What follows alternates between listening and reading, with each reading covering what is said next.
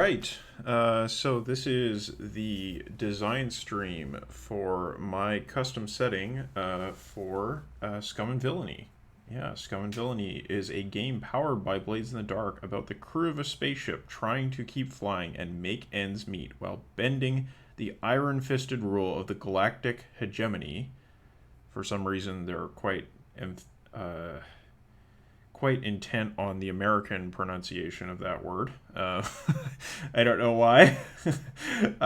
Yes, it could be also hegemony if you are more of the British leaning. But anyway, there are heists, chases, escapes, unwise deals, blaster fights, deceptions, betrayals, victories, and high adventure among the stars. We play to find out if our spaceship crew can thrive amidst the teeming threats of powerful criminal syndicates, warring noble families, dangerous aliens, strange mystics, ruins of lost civilizations, and each crew member's own foibles and vices. Hegemony. Hegemony. No, it is hegemony or hegemony as far as I understand. Anyway. I guess that's why there's a pronunciation guide. Yes, exciting, very exciting. Okay, so this game, I am going to very much play to the themes that are described here. By the way, this game is by Strash Asimovich and John LaBouffe Little, I believe.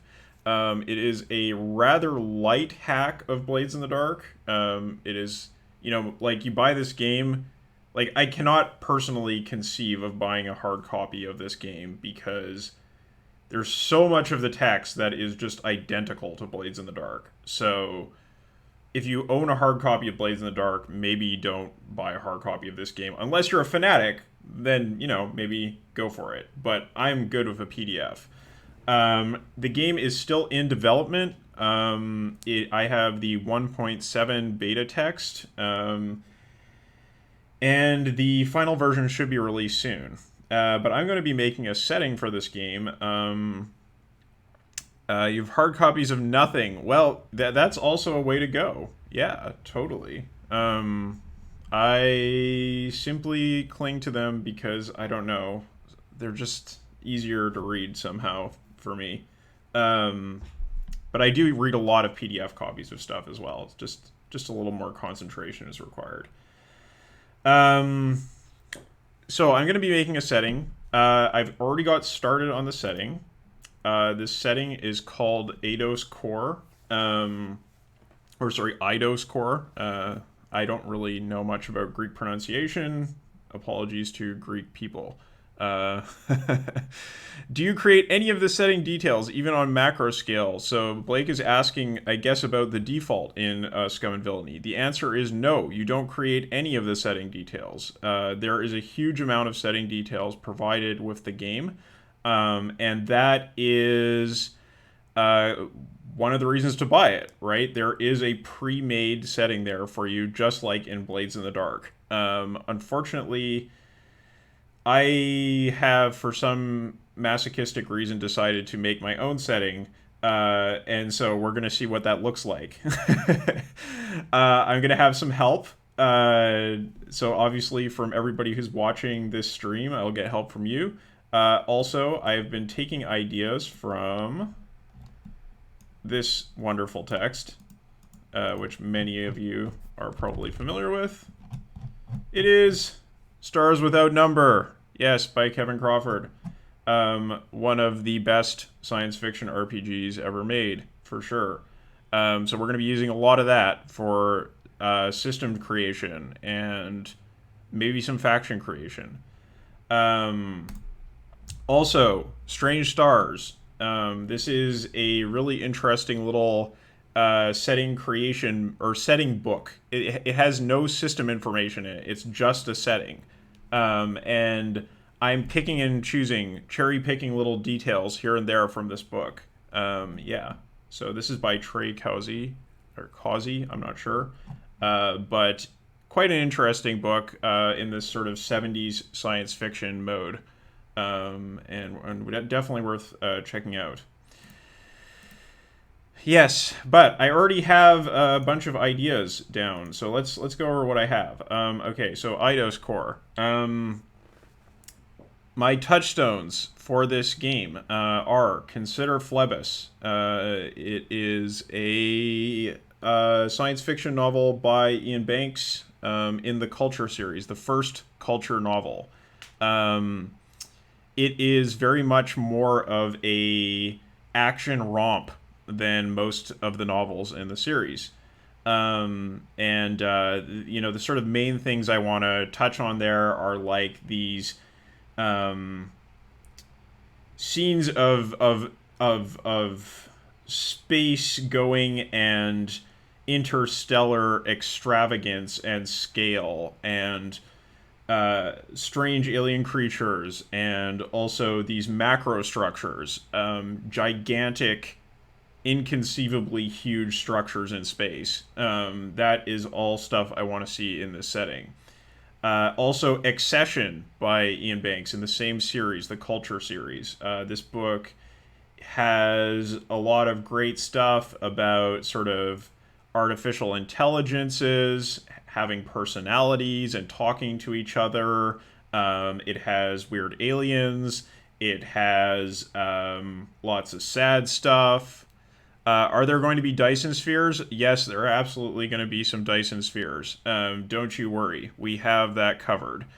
Uh, um, yes, Accession is wonderful. Try reading it. It is so good. I have drawn on it so many times in doing setting creation stuff for RPGs. Right. Strange Stars, as I already mentioned. Stellaris by Paradox Interactive, video game. So Stellaris is, you could say, kind of a combination of Europa Universalis and 4X game in space, and it has just a lot of the tropes of this kind of space opera fiction. A lot of the kind of tropes you would find in Master of Orion or that sort of thing. But a lot of, especially in the Utopia expansion for Stellaris, there's a lot of stuff about like factions and political conflicts and sort of like interesting role playing stuff you can get for your civilization in that game. Mass Effect, one that most people probably know. This is the game where you get to sex aliens. Yes, it is also an interesting science fiction game. um, Probably best known for its romance mechanics, but actually tons and tons of stuff that is sort of mishmashed together from like 70s and 80s science fiction, space opera that we can make interesting use of.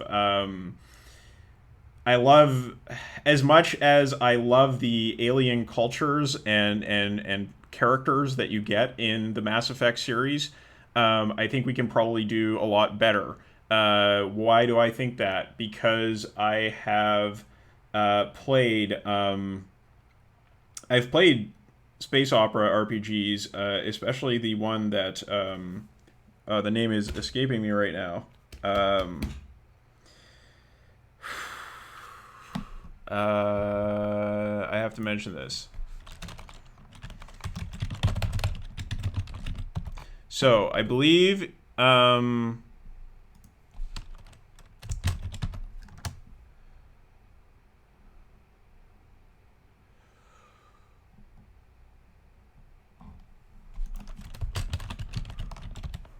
I believe. Yes, here we go. So yes. That's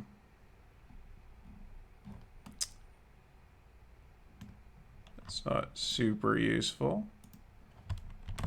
Yes, Philip Wessels. That's right. That's his last name. Yes, he made an excellent game for Gauntlet Codex called Pack of Strays, and he has followed that up.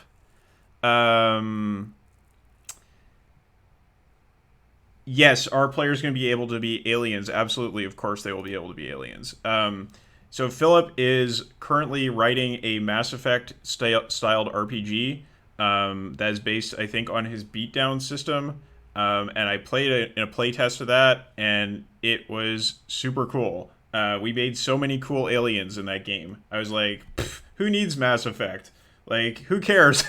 Who cares if Andromeda was kind of a mess and this series is in weird rocky state? We can make up cool stuff ourselves. Is Mass Effect kind of a thinly veiled Star Wars thing? Yeah, sort of. I would say sort of. It definitely has many Star Wars ish references, but also Star Trek references and other science fiction of that era references. It's kind of a mashup, and we'll be drawing on that.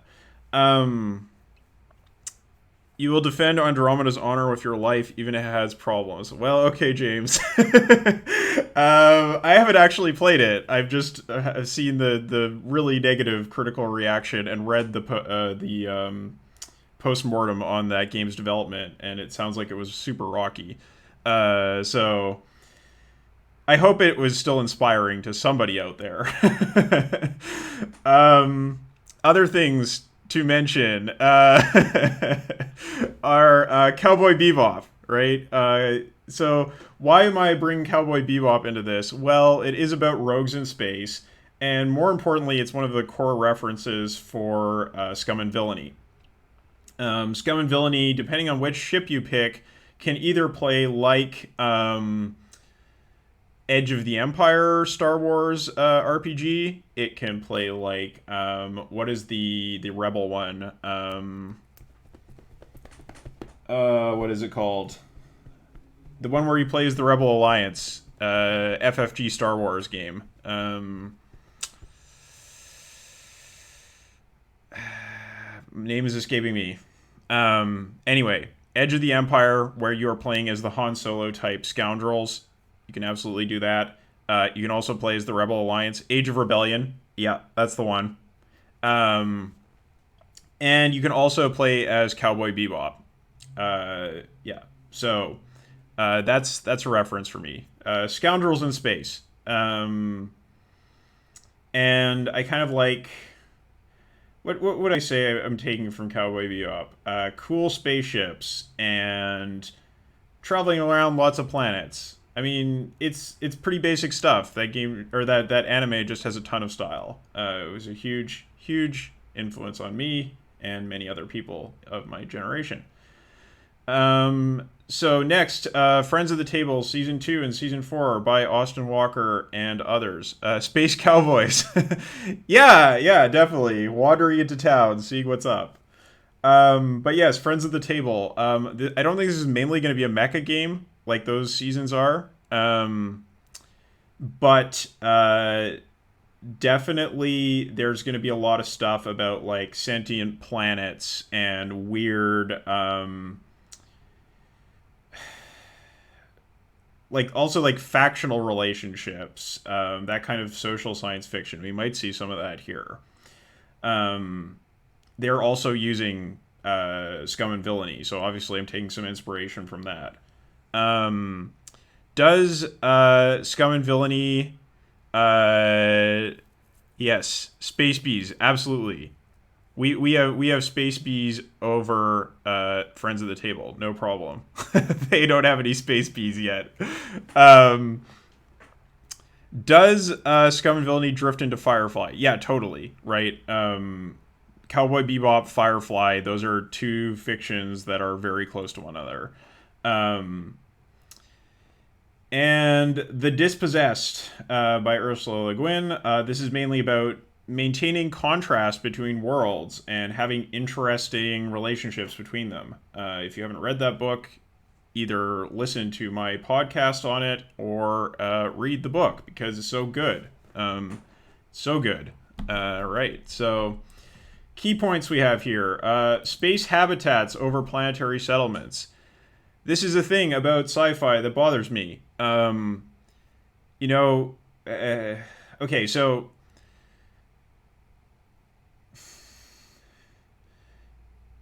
it makes a lot of sense if you live in space to just stay in space if you can figure out the radiation problem, right? Because, um, yeah, definitely, R.I.P. Ursula Le Guin. But if you can build these space habitats and you have all of these resources in space, like asteroid belts and stuff, you can move things around really easily in space.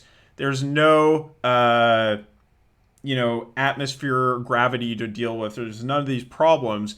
Why wouldn't you have tons and tons of space habitats, right? Like, the answer, I think, in most cases, why we don't have a lot of space habitats in science fiction is because the writers or the artists feel that it's harder to make them unique and distinctive and interesting than having a theme park styled collection of planets, right? So if you think about a BioWare game like Mass Effect, it is built just like a Disney theme park. You move from one location to the next, and each one has a very distinct flavor. Um, yeah, once you're in orbit, it's pretty cheap to get anywhere you like, and once you land on a planet, it's super hard to get back. Exactly, that's what I mean. So there are going to be planets in this setting, but people who choose to live on a planet are choosing to isolate themselves to a certain degree. Like, they're doing it because they're eccentric. They're not doing it because it makes the most sense to live on a planet. It's really easy to get from one place to another in space compared to going all the way out of a planet's gravity well. So that's a thing that, like, the Expanse kind of deals with a little bit. Yeah. Anyway, that's a thing I want to talk about. I want to have really cool macro structures in space. Yeah, is this way into the future? Yeah, like Earth does not matter. Like, Earth is not even part of the picture here. Like, I don't even care. Like, all, like, the backstory of how did people get out here in the space, it doesn't matter. Like, it's, to the extent that there are recognizable humans, they're just one species among many in this place. And where did they come from? Like, I don't know. Where did anybody come from? It's not really super important. Stars are people too. Yes, so I want to have stars with personality. One thing I can do, even if I cannot have a ton of planets to visit, there is going to be star systems, right? And each of the stars that these systems orbit around, these solar systems orbit around, are going to have an effect on the area, right? So we can give each location a distinct personality because of the stars that structure that setting. And especially in the case of Eidos, the star itself is going to kind of be intelligent and have a personality. So, spaceports and space elevators. Yeah, there will be spaceports and space elevators for sure. No doubt about it. It's just that the number of planets we're going to have in this setting is going to be fairly limited. And no Earth cult. No, I don't think so. I think there are star cults, definitely. I don't know. Maybe that'll come up, but I would rather just sort of not think about Earth, because I don't know. That's a thing that a lot of science fiction does. So, and like, this is going to be a short series, so we don't need to explore a bunch of backstory if we just want to be in the here and now. Space travel is costly. I think this is mainly a thing about traveling from one gate to another takes time, and it takes energy, and it takes expertise. So I'm thinking here about, like, the Collapsing Empire, or other science fiction like that, where jumping from gate to gate is not instantaneous and effortless. And the existence of the gates is very, very important in the setting. So one thing about Scum and Villainy is that there is the hegemony ruling over the whole setting. That is very good if you want to do like a Firefly type story, or if you want to do like a Star Wars type story. But I'm not really interested in either of those things, which is why I'm making a new setting. So I think that there's going to be various factions that are involved with each other in the setting, but none of them are like completely dominant over everything. Yeah. And finally, a science-ish setting. So we'll take cool ideas, forget the details. Pretty much science is there as a suggestion, not a requirement. It's just to give us neat things to think about. Yes, FTL is by specific gates only. That is correct. Yes. And okay, so let's talk about what I got so far. Yes, suggestive science. Yes, very suggestive science indeed. So these are the star systems that we're going to have in our setting. There's not a lot of them. I don't need a lot of them. I just need a handful. So we have the Eidos cluster. The solar systems of Eidos core are connected to one another by means of jump gates, maintained by the agents of the Infosophant of Eidos 4. Yes. Totally. Yeah, no, like, make no mistake. Like, this is gonna be some Mass Effect stuff. I'm not interested in doing, like, a hard science fiction story here, or, like, something that is very, like, intellectual and stuff. If I was, I wouldn't be playing Scum and Villainy, right? Like, Scum and Villainy is a game about heedless adventure in space. That's what we're here for. We're here for weird aliens and lots of adventure. So in total, the setting has 5 systems. Yeah, make out with all the aliens. Please do. Please do. The system has 5... Or, sorry, the setting has 5 systems, 3 of which are linked together by a hub, and 1 of which is an isolate only connected to one other system. So you can see them here. Eidos is the core system, which is where we get the name of the setting. It's connected to Vesta, Shroud, and Izanami. And then the Heimdall system is connected only to Shroud by means of a only semi-functional jump gate. So the weird shit is going to be out here in Heimdall. Yes, and whether or not Heimdall was also once connected to Eidos is a matter of debate. The Infosophant remains silent on the matter. And that just means the artificial intelligence is the Infosophant. And we're going to talk about that right here. So the Eidos system. The Eidos solar system surrounds the white dwarf star Eidos 4.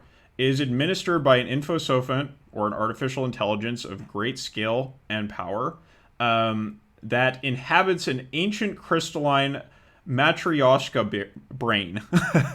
Matryoshka brain, surrounding the star, which refers to itself simply as Eidos core. So what is that? Well, it is a Dyson sphere of sorts.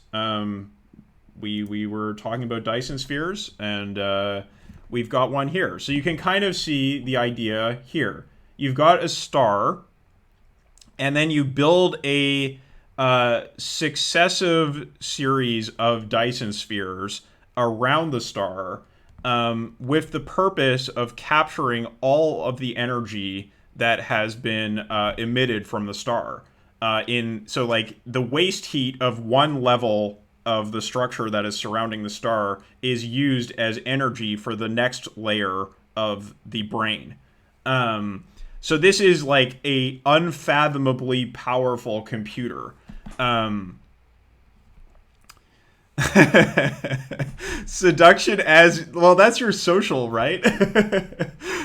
But yeah, I mean, you know, so the point here is that this is a very, very intelligent system, right? And also that has a lot of peculiar effects. It means that there's really very little or almost no starlight that is escaping from the star into the system. The system is almost entirely dark because the brain is capturing so much energy from it, right? It maintains the jump gates, so this intelligence maintains all the jump gates in the setting, with vast nanoswarms that patrol its system. These swarms are not simply maintenance bots, as they're also known to destroy any forces that attempt to monopolize the system for themselves using powerful adaptive nano-informatic viruses. Yes, absolutely. The players are not on that level. They are the brain has been constructed by some group or force that used to be here, some kind of precursor civilization. Maybe it assembled itself. Who knows? But definitely, we're not on that level for most, or for the inhabitants of this system. Yes.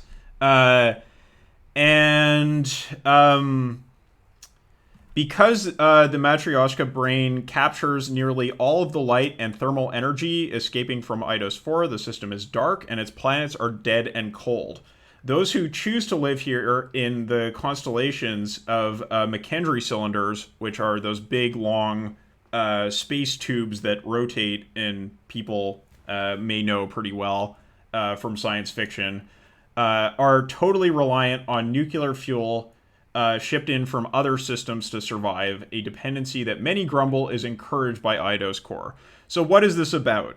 This is about maintaining, sort of like, in terms of setting design, level design, this is about maintaining a core system that nobody controls, right?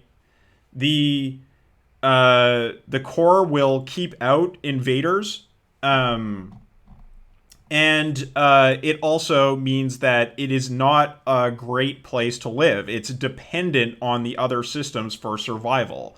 But because of its central location, people do want to live here nonetheless, right? So there's reasons to live here. There's reasons to be in the hub, but there's also reasons for not everybody to live here. So that's, again, kind of reminiscent of the collapsing empire. Okay, so here I have some things noted down. These are actually setting ideas from Strange Stars that I'm going to sort of more or less copy and paste into the game here that we can use. So we'll get to that. Yes. Okay, so the next one. Izanami Binary. The Izanami binary system is composed of Izanami Alpha and Izanami Omega, two orange dwarves orbiting one another. Almost all living creatures in the system inhabit megastructure clusters built in the L4 and L5 Lagrangian points between the two stars. So all you really need to know about those is that when you have two giant bodies in space, they create these sort of stable points in space where things can be located. Oftentimes stuff collects there. So even though space is kind of like this big empty thing, it does kind of have its own topography. And these points that you can actually use for something stable are these Lagrangian points. The inhabitants of the system believe that Izanami Binary was once a triple star system and that the third star was ejected from it by the existing stellar pair. So there was some third star in the system, but it just went flying off into space. They call this exiled star Izanagi and write long poems about its lonely exile into the black. So they're kind of obsessed with this missing star that is gone. The inhabitants of Izanami Binary are notoriously querulous, and without fail, the members of the L4 and L5 points find themselves on opposite sides of important issues. Perhaps their longing for Izanagi is a projection of their secret desire for a third party to rule in their disputes. At present, the inhabitants of L4 have sided with the avian pope of the Universal Stellar Church in his dispute with the reptilian anti-pope of L5, over whether or not God intended birds to be a higher evolution of reptiles. So that's at least some idea I have about what's going on there. It's a binary star, and there's going to be a lot of conflict between two sides, right? So we have Pope and anti-Pope fighting each other. Again, this is a place from Strange Stars that I'm going to paste in here. The Vesta system. The star Vesta is a yellow dwarf, similar to our sun, that is orbited by a remarkable 6 habitable planets. This fact has always impressed stellar cartographers, and more spiritually minded Vestans have decided that the 6 planets are gifts from Vesta to the Sophonts, or intelligent and self-aware beings, who have come to live with her. Accordingly, almost all of the inhabitants of Vesta elected to live on the 6 planets instead of in space habitats as a gesture of gratitude to their star. This has made them much more isolated and parochial than the majority of Sophonts connected to Eidos, but Vestans are proud of their unusual diversity and homebody natures. Yes, of course there are space popes. Are you kidding? So the idea here is this is where we're going to get like our actual planets that you can go visit, right? And each of these are the birds and reptiles also Earth descended like humans? I don't know. Who knows? Maybe we'll figure that out. But like, I really don't care. Like, it's just whatever. Like, the backstory is, if we're really interested in the backstory of how the setting worked, like we could figure that out. But I'm not interested in like declaring that at the start. Yes, is one of the Space Pope's reptilian references. There should be. There will be, indubitably. But yes, Vesta has 6 habitable planets, and we're going to sort of work to fill out each of these 6 planets. This is going to be sort of like more isolated and unusual places that maybe have like one faction ruling over them, as opposed to a mishmash of different factions. So we have some planet ideas that I took from Strange Stars. We're going to work on those. The next system is the Shroud system. This is a vast... the politics of uplifts was probably settled a long time ago. Yeah. I don't... Like, we can see if that's something we're interested in talking about, but, like, I feel like it is a thing that has definitely been settled. It's like... there's no central group that would decide who gets uplifted and who doesn't, right? That's kind of what's going on here. If there's anybody who's interested in uplifting people, it's probably Eidos Core. They're probably the only being in this system that has sort of the superiority over the others, that they would be in a position to make uplifts into anything. I think most people who live here are roughly on a similar technological level. Are there going to be any, like, xenomorphs or Geiger-style aliens? Or Giger-style aliens? Maybe we could. I mean, there's going to be weird, creepy aliens that are going to be coming from the dark. They could be like that. I don't know. So we'll talk about the Shroud system. A vast planetary nebula surrounds the blue giant star Shroud. And the peculiar makeup of the system has influenced the Sophonts who call it home for many centuries. So a planetary nebula is like a nebula that surrounds a star like a cloud. And Shrouders are typically obsessed with the concepts of concealing and enclosure and have constructed numerous megastructures in the system that explore the concept. Perhaps most famously, they have constructed a topopolis of almost unfathomable scale around Shroud itself, looping and braiding around the star in ways that make its profile difficult to discern. So the topopolis is an idea of building a megastructure like around a star in like basically like a big long like tube that just like circles and encompasses the star. So like there would be people living inside of it. So there's maybe like, billions and billions of people living inside of this weird structure that is surrounding Shroud.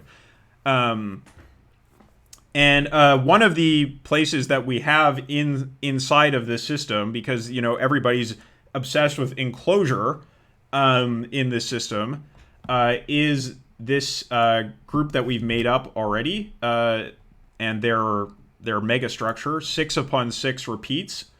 So this is a massive nest of apids or space bees. They have built the structure from collections of nebula gas, which they also feed upon. They count in century, so base 6 number system, and their nest is a giant biological computer.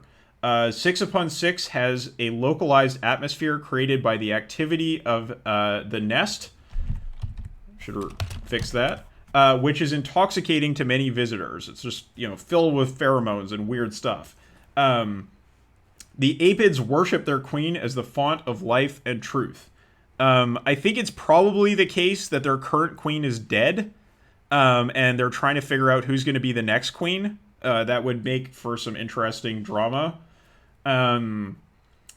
Or their queen is dying or something like that. Like there should be some kind of succession problem.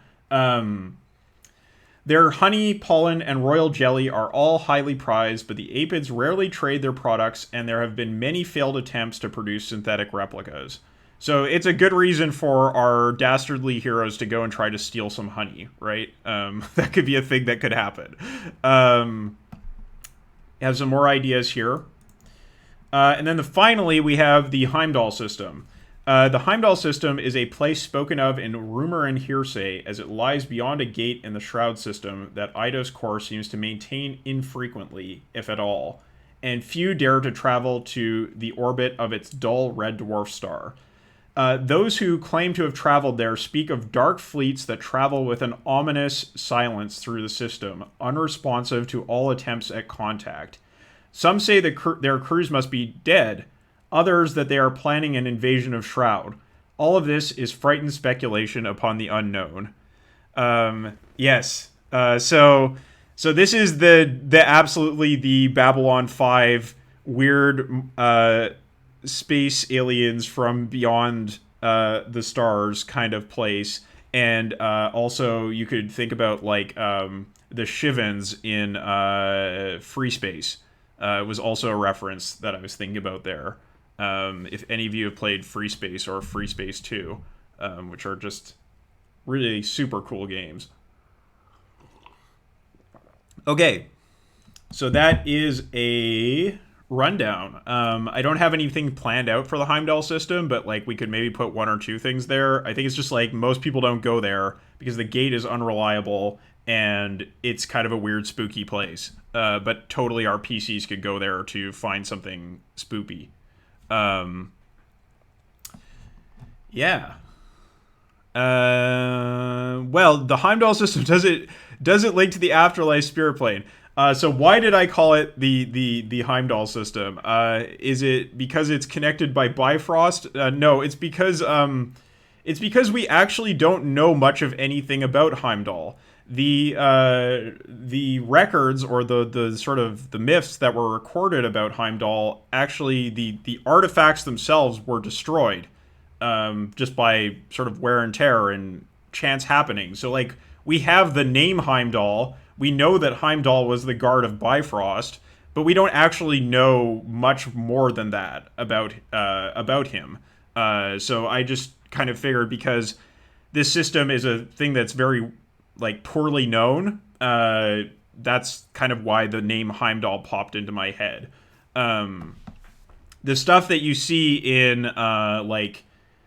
popular adaptations of Norse mythology is all just kind of like riffing on some very basic ideas about what we know about Heimdall. We don't know anything nearly as much about him as we do about like Balder or Loki, Odin, Thor, any of those characters. Does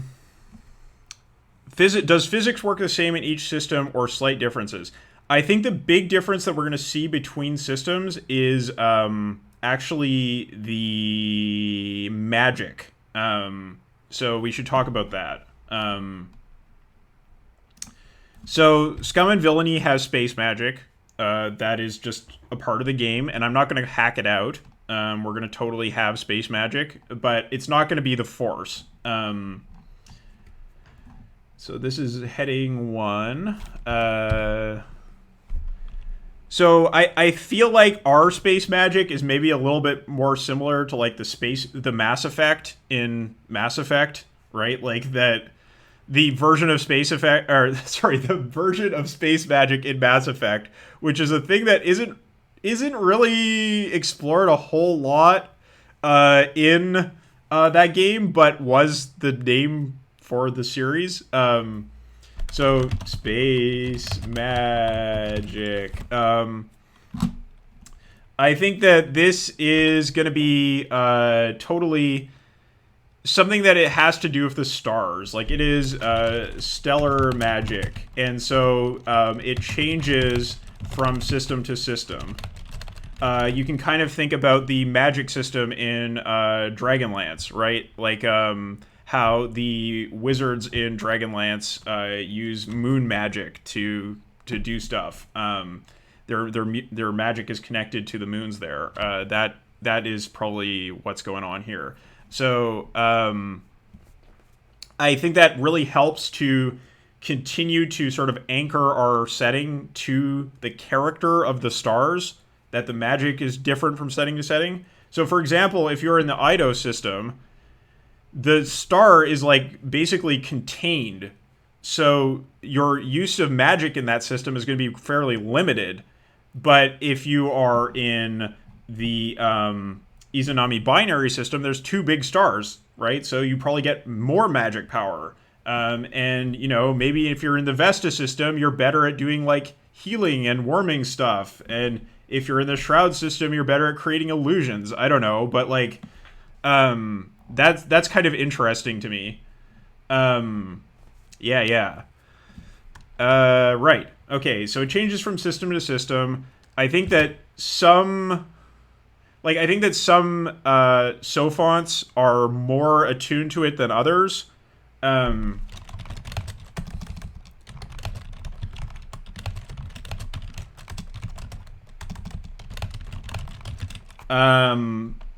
But, you know, anyone can be to some extent.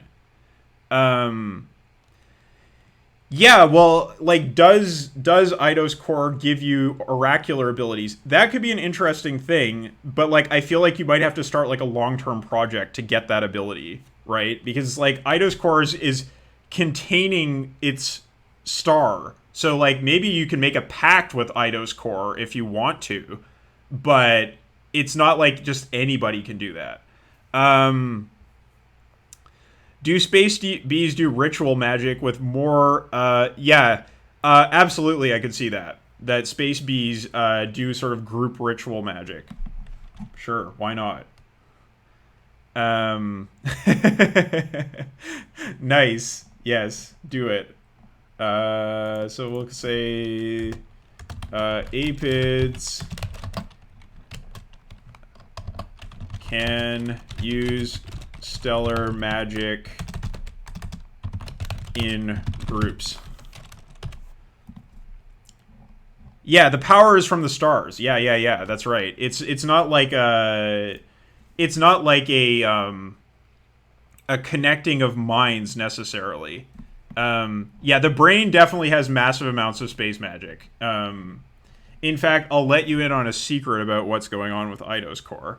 The reason why Eidos Core has built these gates is because it is built around a white dwarf, which is a dying star. And it is like at a level of intelligence and power requirements that it can't reproduce itself, right? It is like anchored to this dying star, and it is trying to get company, and it is trying to somehow pass on what it is to somebody else or to something else. It doesn't want to die alone. That is why Eidos Core is doing what it is doing and drawing people towards it. So that's a whole thing. It is a very sad very sad star computer. Yes. Does Eidos want star babies? Yeah, probably. I think so. And also computer babies. So that could be a whole thing. Like, that is definitely their long-term project, right? Is to find a successor. It's very, very difficult. Okay, so we have space magic. So some sophonts are more attuned than others. We discussed this idea of space dryads. We're going to need a name for that.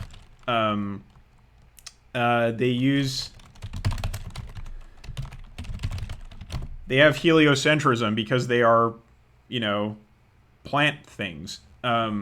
So they have more attunement to the stars. Its quest is for the Big Bang. Well, I'm sure that's definitely the quest of some of our PCs.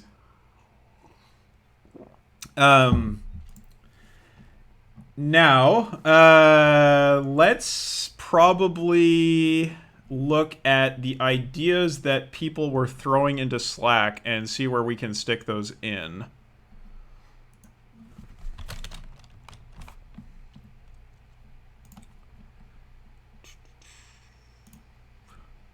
So I'll make a big list of ideas.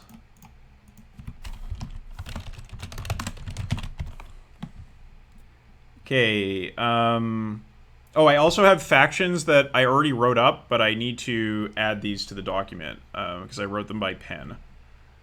Alright, so we have, outer rims with poor supply lines. We have, superpowers, like, uninvolved superpowers. Like basically ascended groups, ascended sophonts, doomsday devices,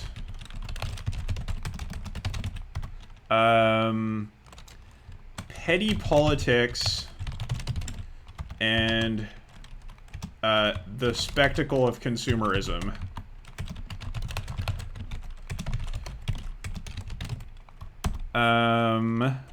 And we've got Space Dryads, already been done, and challenging ideas about gender, sexuality,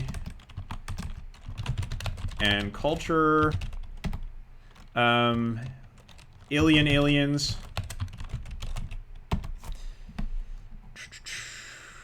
also, Space Bees, we got that. Yes, smooth or clunky ways of integrating aliens, or we should say sophonts, with different physiology and needs. Yes. And maybe a generation ship that arrived late. Space bureaucracy.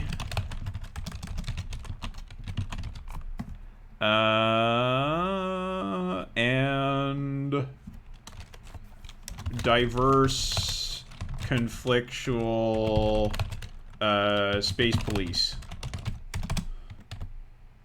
Okay. So, we've got ideas. Definitely. Lots of ideas. Yes. So, I think the outer rim is definitely going to be the Heimdall system. So we can say, we just make a note down here. Maybe some settlers living with little supply and more courage than sense. Yeah, thanks for stopping by, James. It's definitely great to have you in the stream, giving us lots of feedback.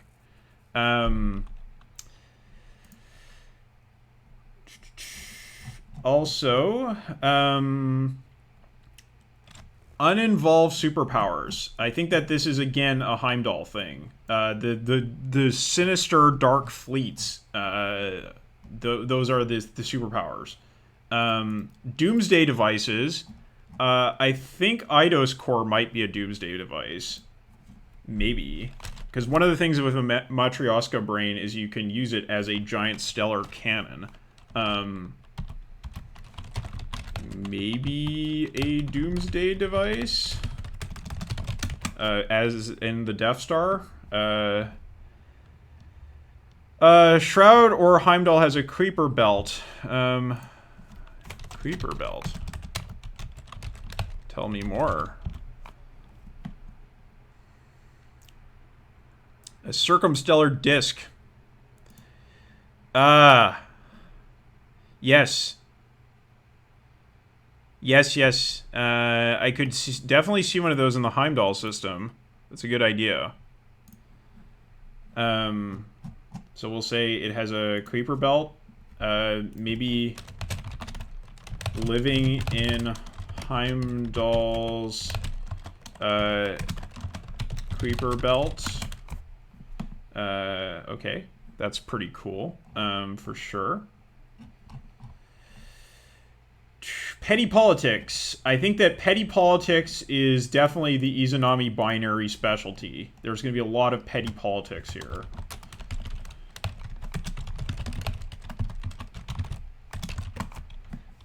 Because everybody's constantly bickering with each other.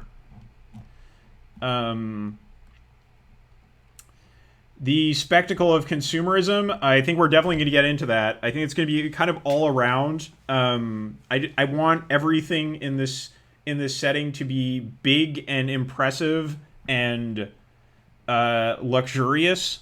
So in that sense, it's kind of different from Firefly or Cowboy Bebop, but I think that there will be place for space crime that the characters will be able to find. Think like Fifth Element or something, right? Challenging ideas about gender, sexuality, and culture. I mean, I think this is going to be a lot of different species, so maybe we definitely need a Sophont thing. So we have apids. We also have humans. We're going to have we have the draconic bounty hunters, which I will add. Hunters. There's going to be dryads. There's going to be I think also like there's some kind of giant space fungus, intelligent space fungus. There's going to be what else would be interesting? I think there's definitely some kind of like octopus people of some kind. Yeah. Like starfish people. Starfishes are super weird, so we'll definitely have some of that.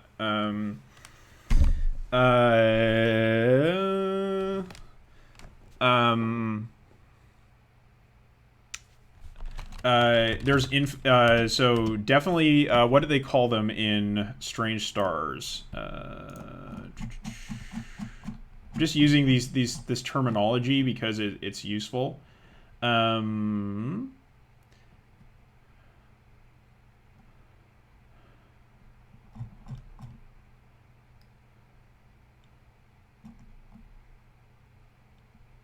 So basically, we have like robot people who are also Sophonts, right? Like we don't we don't like discriminate between like biological and mechanical intelligences. It's not like, oh, you're a robot, therefore you're lesser than. It's just like everything is a Sophon. But there's definitely like androids. There are also yeah, weird fish people. Definitely I could see fish people. We have reptilians. We have avians.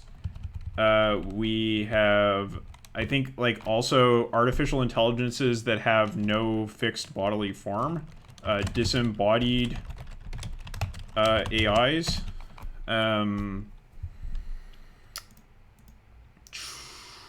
What else do we want?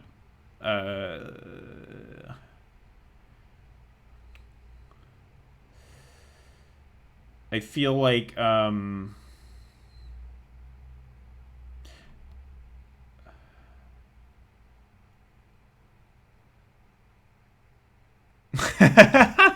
like that idea for a character. Hot-headed pilots who are pufferfish aliens. When they get pissed off, they puff out at people. Yes. That's great.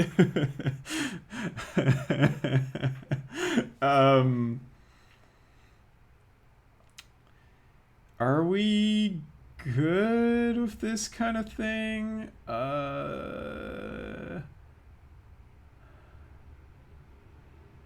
Well, also, like, stars. Stars are Sophons, too. And finally...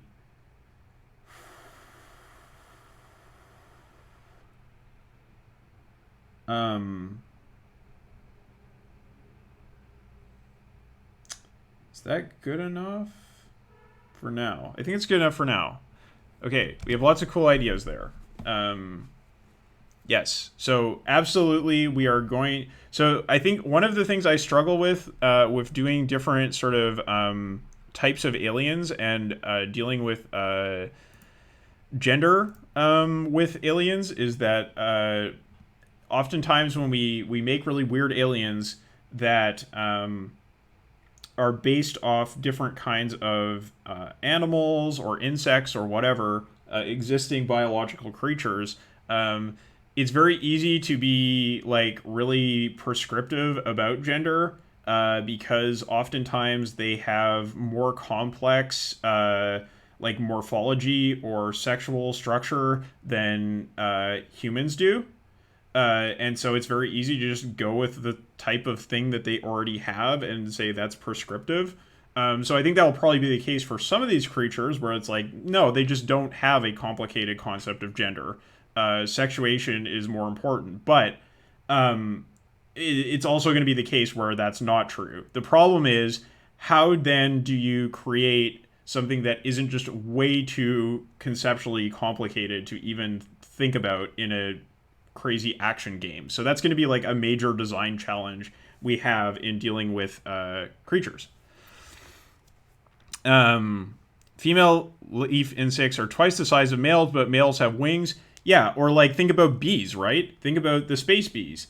They like bees have casts, and you know their reproduction is very, very like clearly delineated how it works. It is. They have all these different types of bees, right? So, what does gender mean to a bee like that? I don't know. We'll have to think about it. I just don't want to be like, you know, biology is destiny if you are an alien, but if you are a human, everything is fluid. Like, I don't really, yes. So many space bees. I don't really want to just have like a clean, neat divide that way. And that's definitely like a problem that you get with like Mass Effect, right? Like, oh, like Asari are generally pansexual. Okay. Like, all right, I guess like maybe we could have that, but like I don't want every group of Sophons to be like that. And at the same time, I don't want it to be too hard to understand. Okay, so we've got aliens. Oh, and also there are the weird things from beyond, right? The Heimdall entities. Who knows what they are, right? There's some weird, scary shit out there. The generation ship. I think that is an awesome idea for a planet-ish thing we could have. I'm kind of feeling like Space Ghosts. Space Ghosts. I feel like those might end up being disembodied AIs. I'm not sure. Maybe. I mean, I don't know. A generation ship is a ship that is designed to support life for generations as you travel from one star to a distant star. So, like, 20 generations of people have lived on board of this ship until it could finally reach its destination. That's what a generation ship is.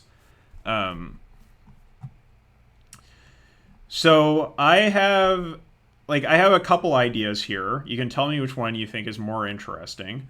One I can think of is that the generation ship reached the yeah, pretty much. It reached the Izanami binary system, and then it split up into two smaller ships.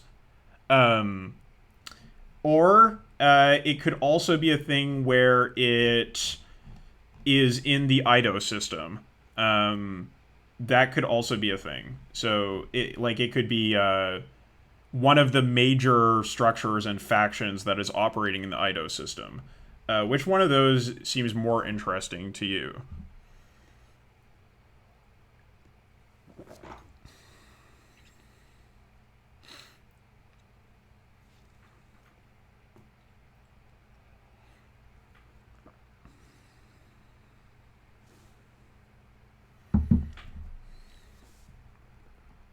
So the advantages of being in the Ido system would be it would be a thing that the player characters could interact with very frequently because it would be central.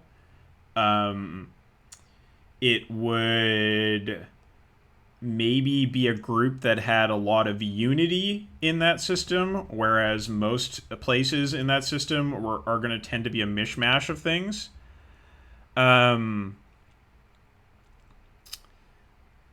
It's a Shroud cult. Fake it being in Eidos, but it's somewhere else. They are looking for it. The problem, I think, is that I already have a lot of stuff in Shroud. So I don't really want it to be in Shroud, because what we really need to fill out is Izanami Binary and Eidos. I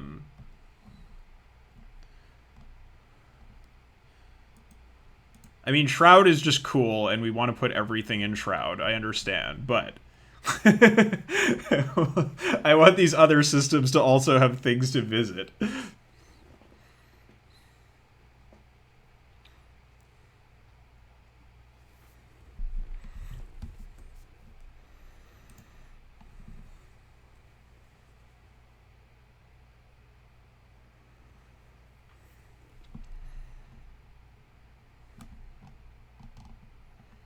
Okay, well, I think I'm gonna make an executive decision here, and I will put it.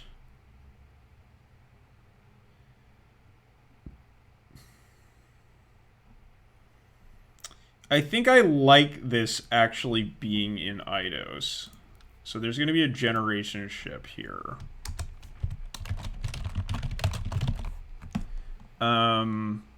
And they will be in a really sort of tenuous position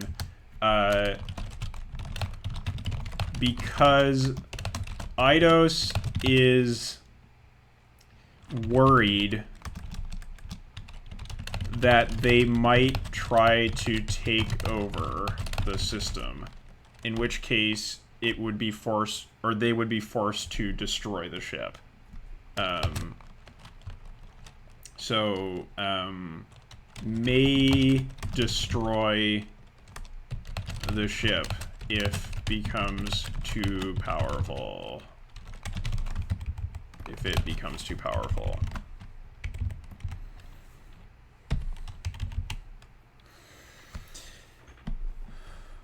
And why did they travel to Eidos?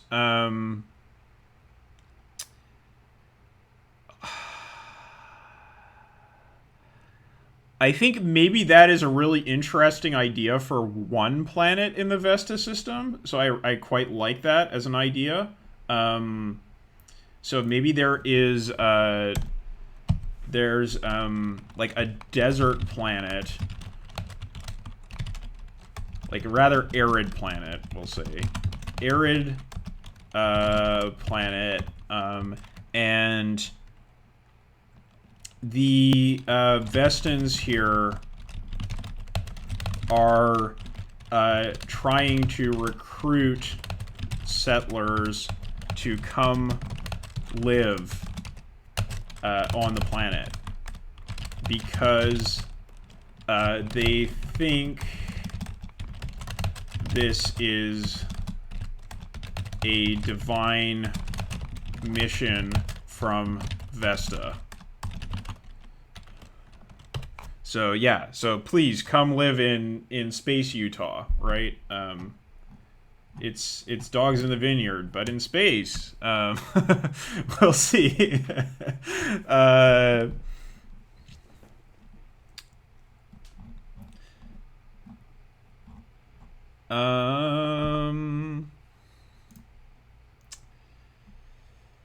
Right. So that's a very cool idea. They're asking ours to come to the promised land. So smooth or clunky ways of integrating sophonts with different physiology or needs. Like, I have been thinking about this so much. Yeah, I don't know if we need to write this out, but that is like absolutely a thing I want to have. Like, how do giant space fungi interact with others? How do starfish people interact with objects when they have no opposable digits, or they only have opposable digits? Also, like China Miaville stuff, right? Like, in Perdido Street Station, the main character is in a romantic relationship with an insect lady. I totally want to have weird shit like that. This like weird contact and interaction between bodies and types of anatomy with machines and with other sophonts. Like, for example, if you are a space bee, you have no opposable digits, so you're gonna use your sticky little sticky arms. Have I read Saga? No. What is Saga? Please tell me, or I will get Google to tell me.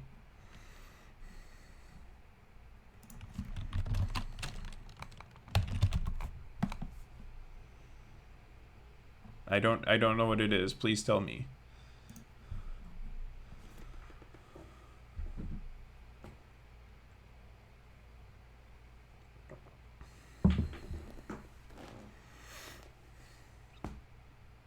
Oh, it's a comic series. Okay, Saga comic series. I can look that up.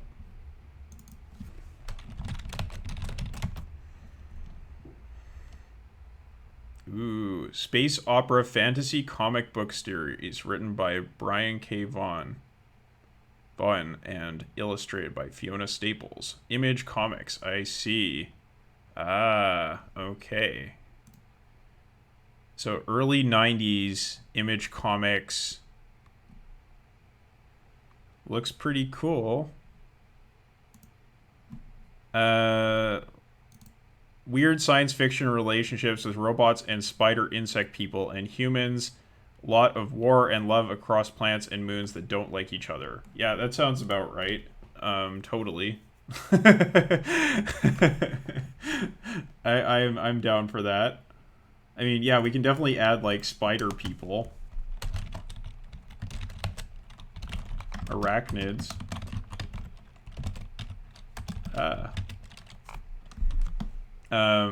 And yes, that is all interesting to me. how do these cultures relate to each other? Can they get over their physiological differences, and how are they together, and how do they fight with each other? All super interesting stuff. Okay, so we did this. We did the generation ship. Yeah,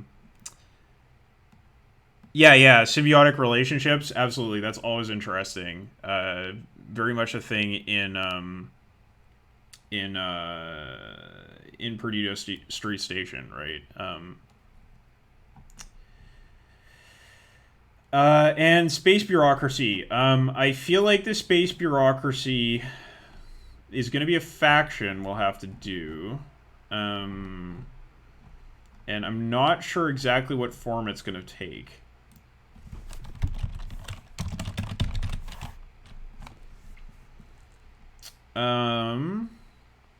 And diverse conflictual space police. I feel like these two things are going to be connected to each other, definitely. Okay, so factions. Let's look at what I've written so far.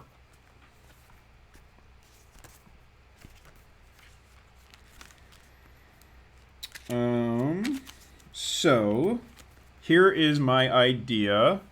So the faction descriptions in Scum and Villainy are fairly brief, but I'm going to take a look here.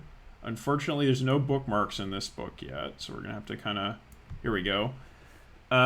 So each faction gets turf, some NPCs, some notable assets, some quirks, some allies, some enemies, and a situation they're in, as well as a long-term project for them to do. So it's a lot of stuff.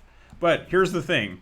I am only going to outline the high-tier factions in this game, for the most part, because I'm going to include a mechanic in the game for the players to circle up factions that they want to meet, or people they want to meet.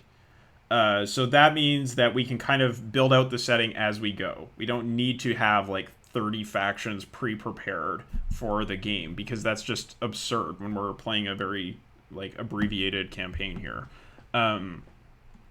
So I'm looking at mostly doing the higher tier stuff at the moment, and then the lower tier stuff, it'll just be like, oh, I want to go, find a smuggling ring. Okay, let's talk about that. What does that look like?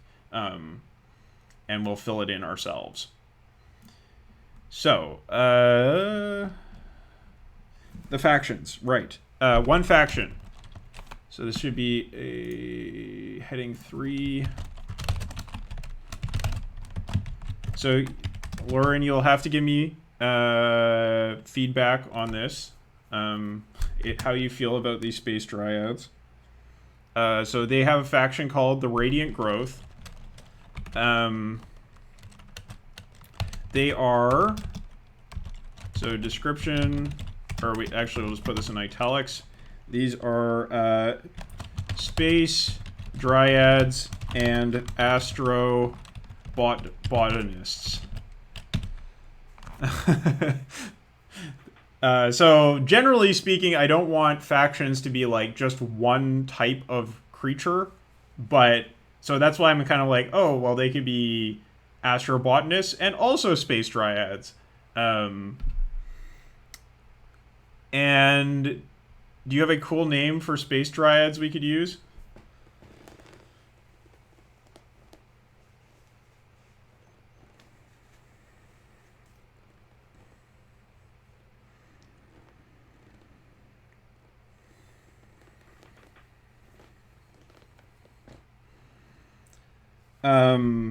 They do have a quirk. Oh, willows, oaks, and a bunch of other trees. Yes. So they could be like, basically like arboreals or something like that. Just be very lazy.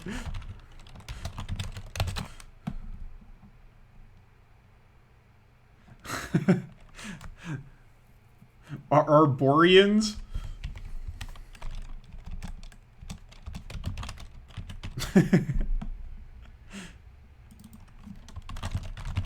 Like this?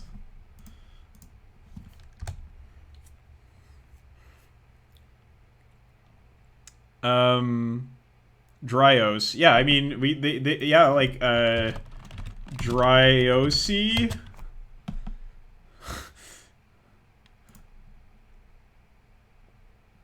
That could be fun.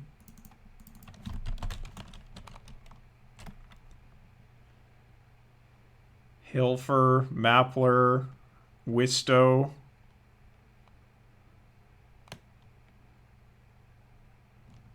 Dryo...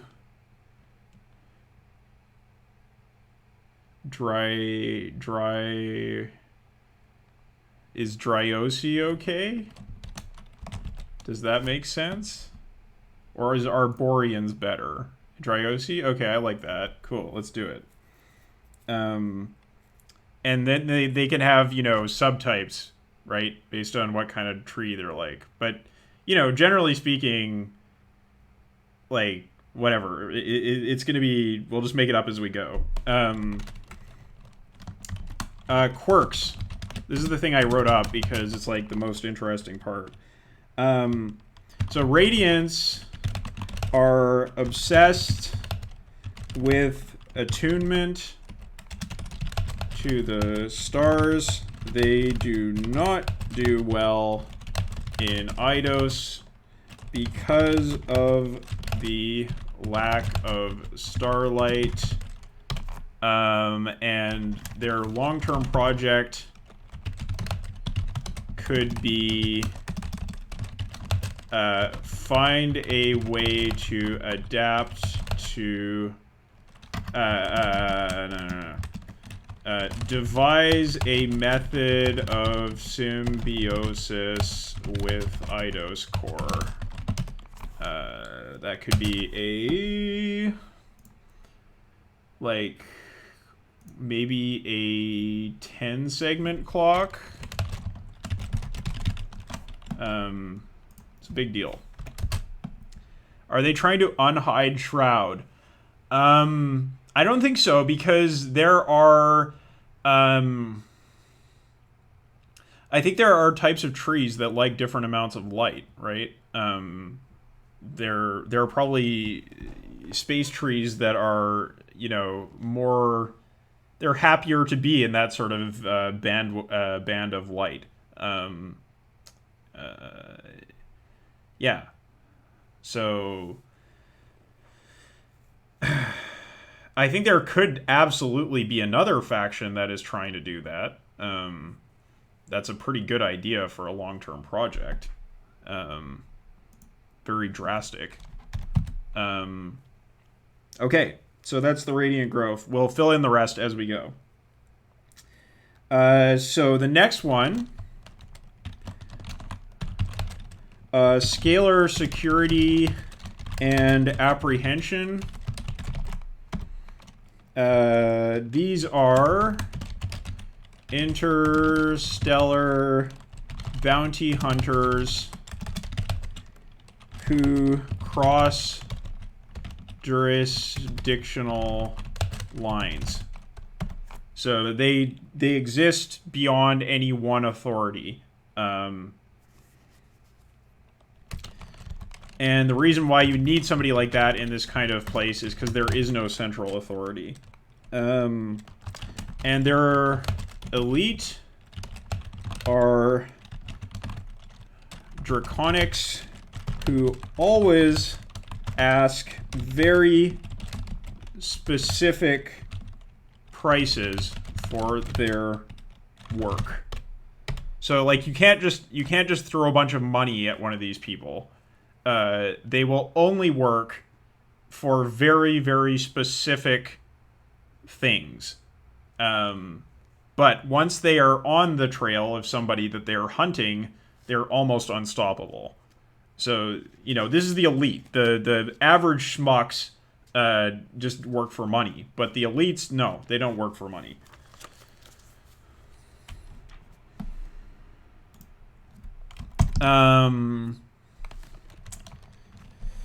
The Universal Stellar Church.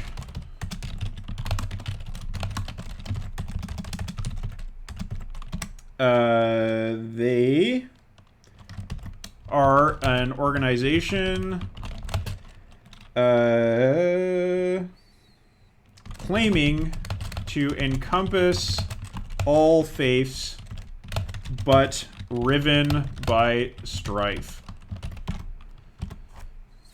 Their quirks are that their pope and anti-pope are at war in Izanami binary.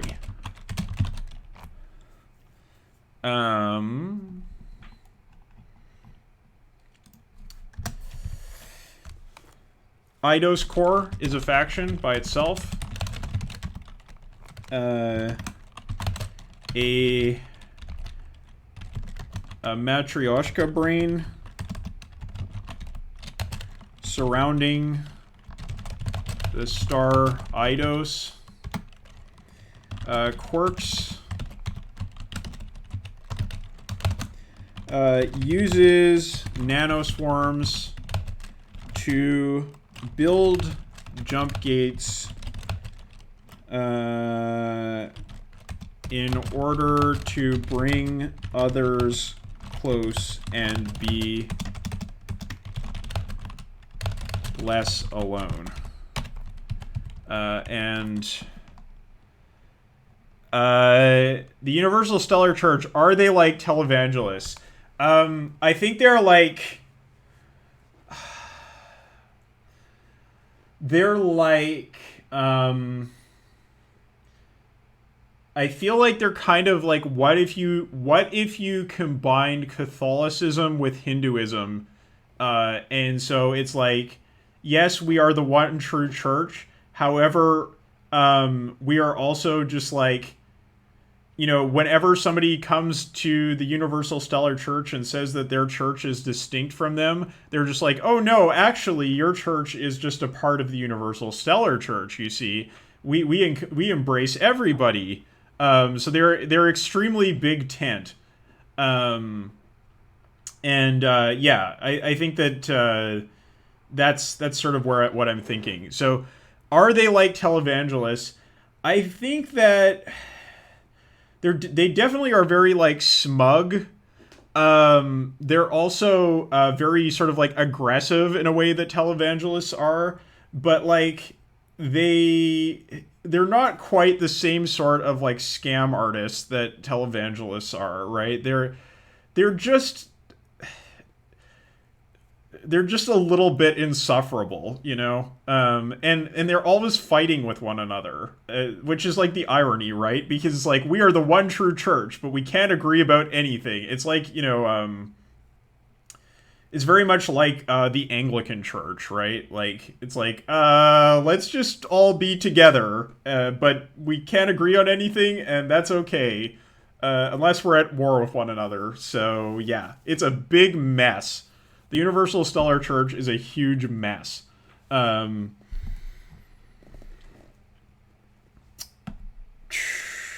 Okay. Yes.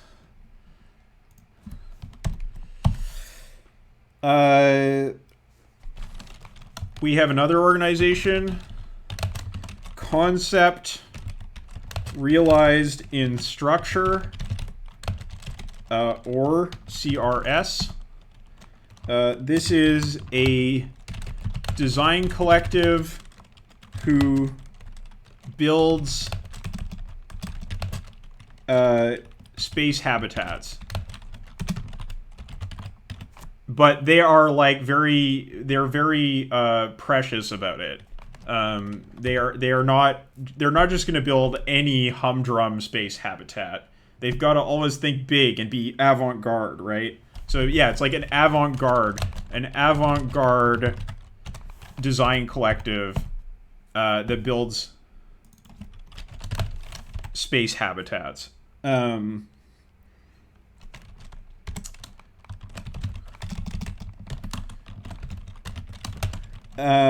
So their quirks, are they like Mythbusters? They make things just to see if they can. Yeah, like they're very much like, yeah. Like they're concept, like they're conceptual artists. So like they're, you know, They're snobby art fucks, but also they build structures for millions of people to live in. Like it is the Bauhaus, but like on a grand scale, right? Do the CRS have their own broadcasting channel? It's probably like it is probably like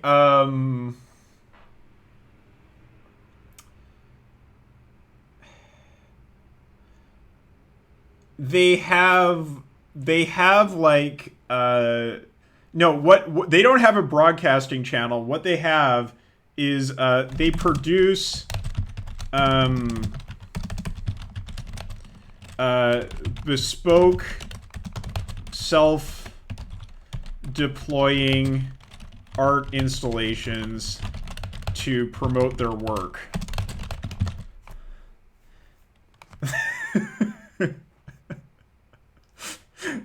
So like you just have these weird robots that come into your community and deploy into a large art installation that brags about how wonderful and yes, they are hipster IKEA. That is exactly right, because IKEA was heavily inspired by the Bauhaus. So yeah, you're very correct about that. They're also quite bothersome because it's like, you know, just in the middle of your town, there's this huge art installation that deploys itself and talks about how CRS is so wonderful. Yeah.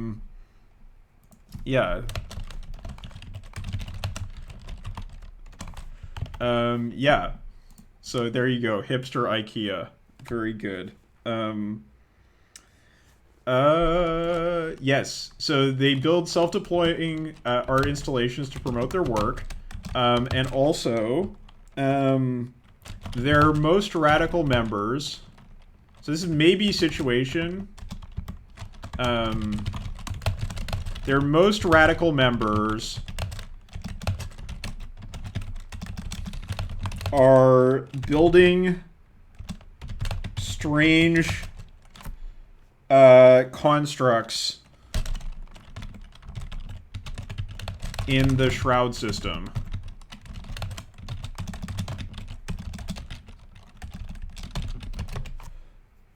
When can you move to the star systems? I don't know. Hopefully soon. That would be great. You're having a fight. An arachnid wearing a beret and flanked by 5 robot saunters. Robot saunters in and starts decorating the alley. Yes, indeed. Exactly that. Okay. So that is concept realized in structure, or CRS. Next we have the Vestin Contact Council. This is a council representing the planets of Vesta in broader space.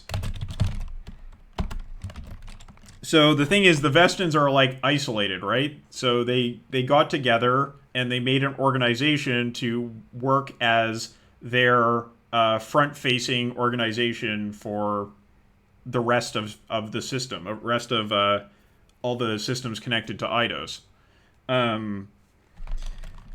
Their quirks,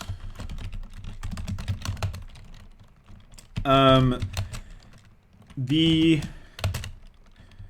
Vestin's desire for isolation has entangled them in many conflicts that people on Vestin worlds have know nothing about.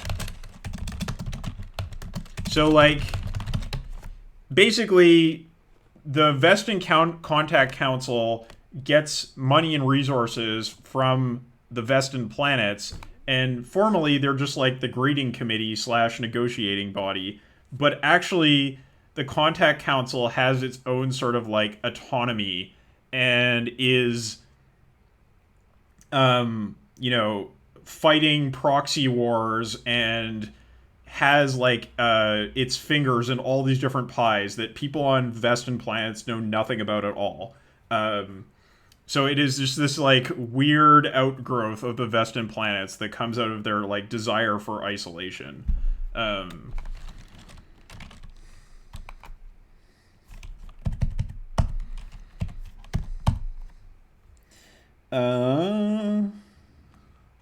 And we also have the required, the obligatory interstellar guild of spacing and communication. These are transportation and communication workers. Their quirks. Each member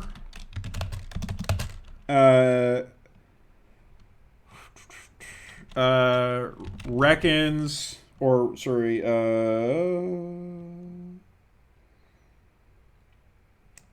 records a count of their between age. The amount or the number of years they've spent in space between gates. So this is like, yeah, like getting from system to system is not a trivial thing. And if you've been in the guild for a long career, you've probably spent like 5 years actually just in the between space between systems. So, you know, your seniority in the guild is recorded as your between age. And I think they probably also think that, like, they maybe have, like, some superstition about, like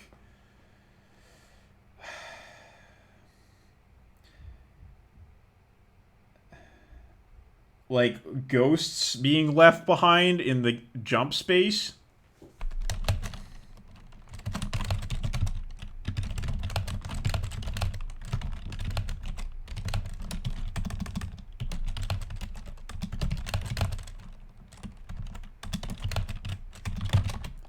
Yeah.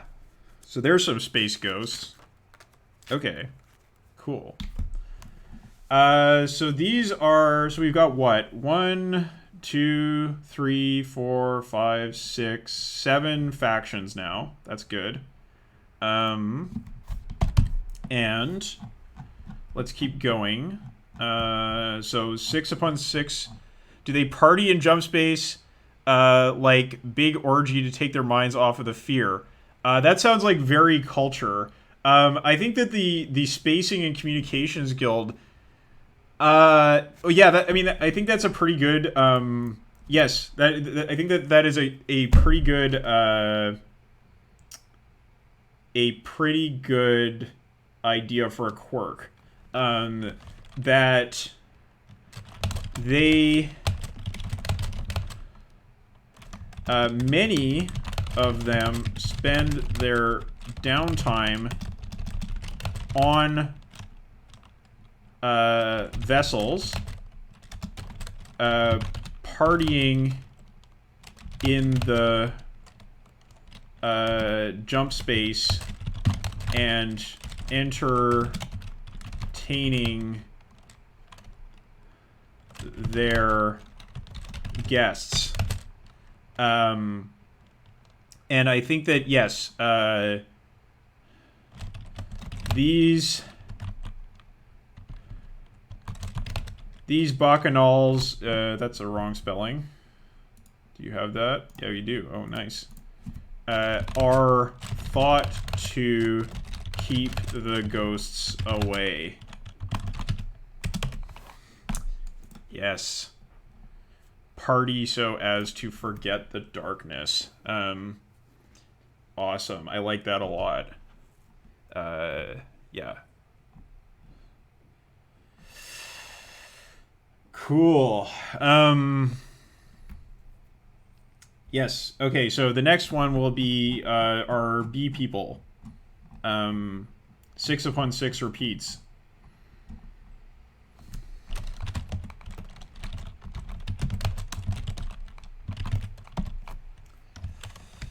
A nest of a gigantic nest of apids in shroud. Yes. Their quirk.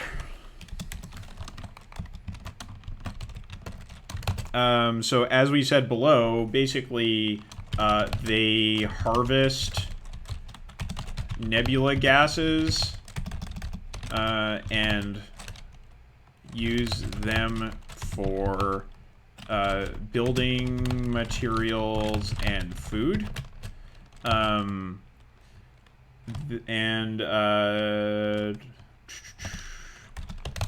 These materials are sought after by others, but not sold. Sold by the self-sufficient apids. Does royal jelly have any weird effects? I mean, of course it does, right? Like, royal jelly, yeah, no, of course it does. Like, aside from the extremely weird effects it has on bees already, yeah, like, their royal jelly is a powerful mutagen.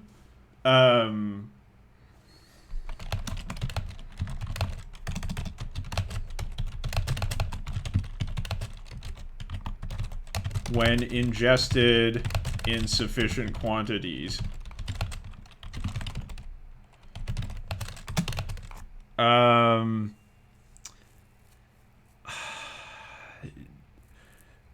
So, I mean, I think that those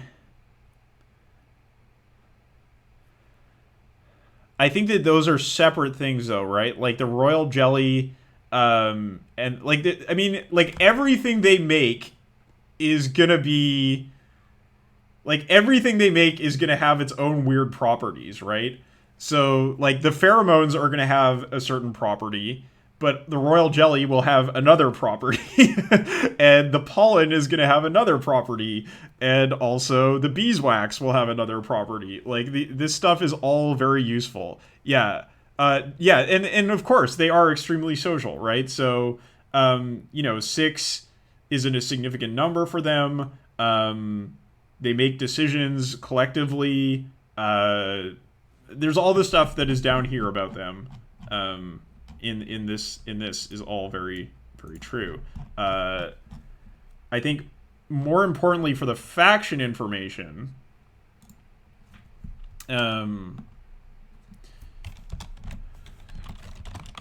their situation,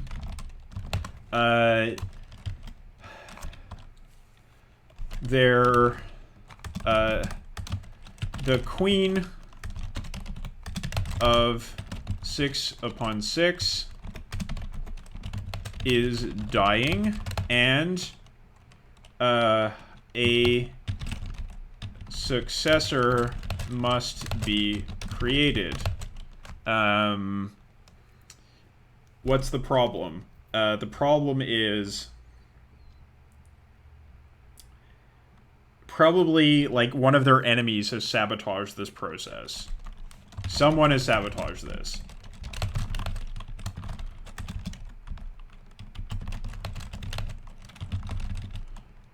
We'll figure it out. That is a good hook. So without a queen, they are very confused. Also, you know, very important. The nest is a biological computer. That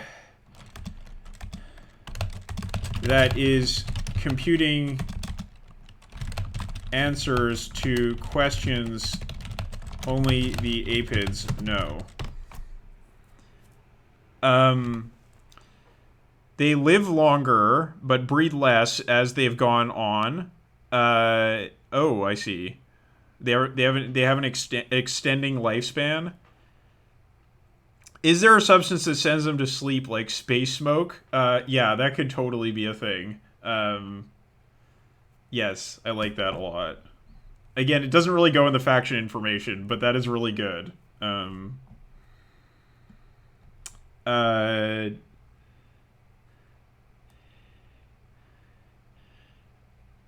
so maybe this is like...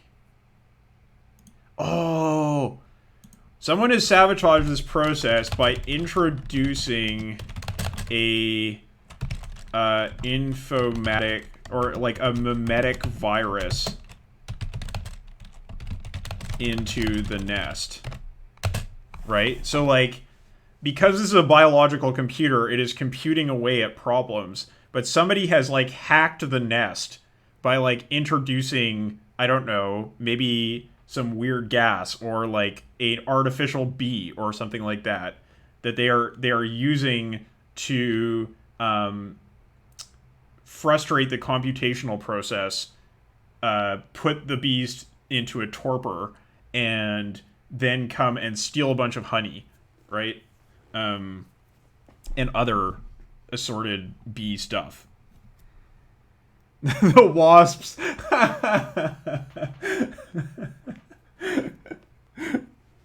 Bees versus wasps war. Could be.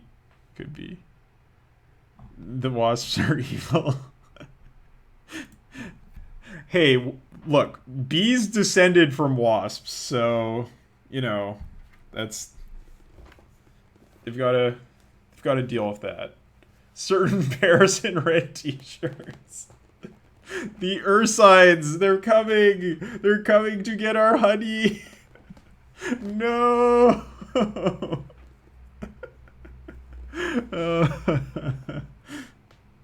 Oh, that's good. All right.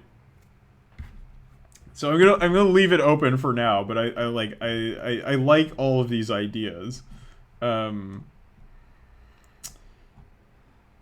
Space bears stealing space picnic baskets. Right.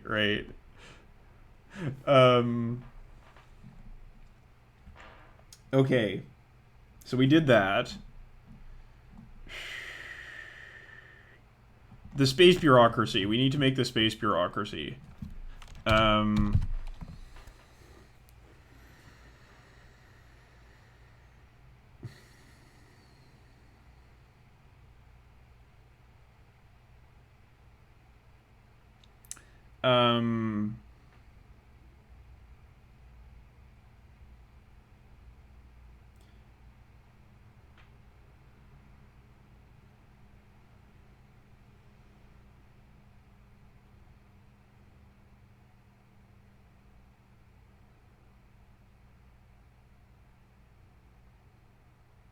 I think that the space bureaucracy is called intersync.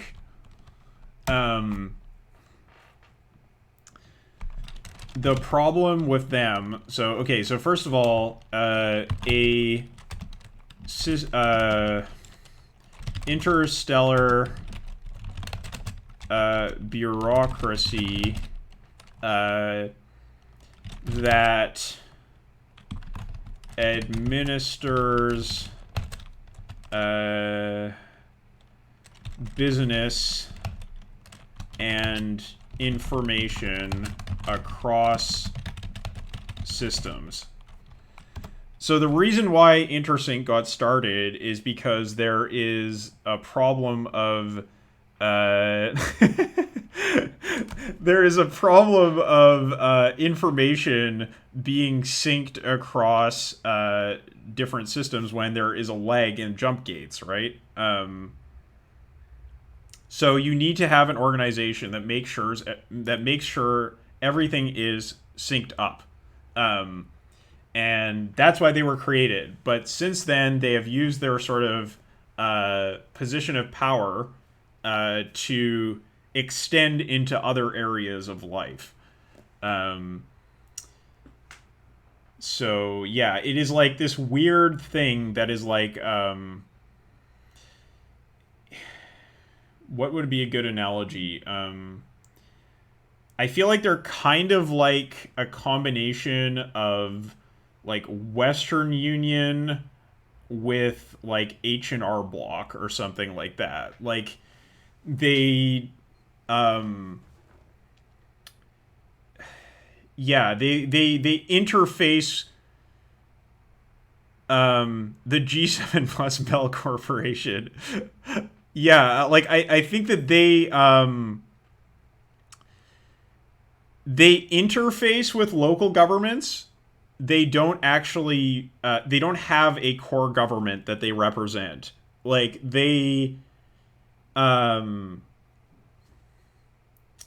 provide they are okay, here's like, this is good. An interstellar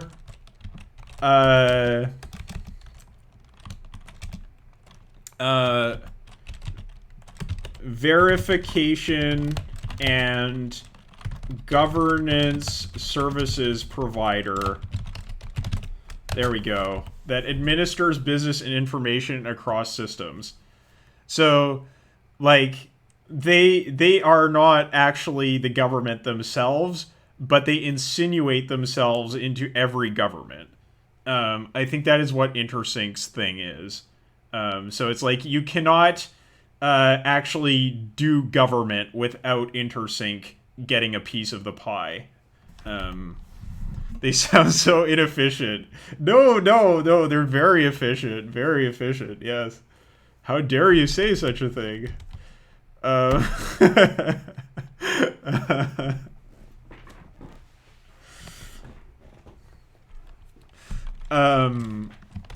Their quirk. So yeah, like, not a government themselves. They insinuate themselves into local governance structures everywhere, and take a cut of taxes. They were originally created to manage information synchronization across jump gates.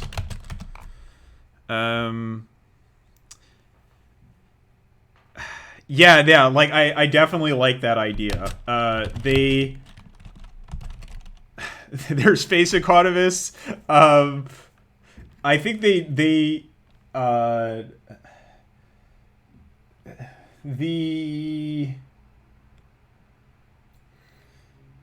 I think they may be too they may be too bureaucratic to even be economists. Like, you know how in the Soviet Union, like, they didn't get economists to really manage the economic system. They used engineers to do that. I feel like that is the kind of person that InterSync employs. They see all of these sort of what we might call economic problems as like engineering and organizational problems. Wow.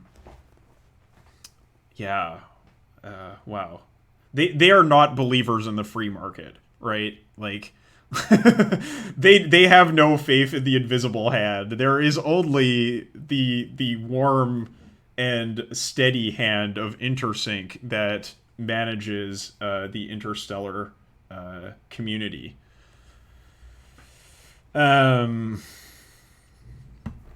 Yes, so they sometimes hire consultants from outside organizations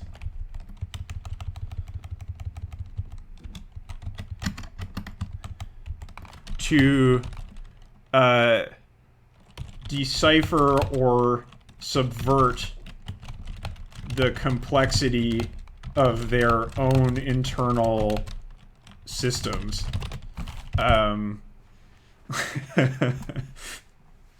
Because, yeah, intersync can't even sync itself up. Okay, so intersync is definitely a big deal. They're going to be a high faction, a high tier faction. So I hope that is sufficiently space bureaucratic for Ryan's interest. All right.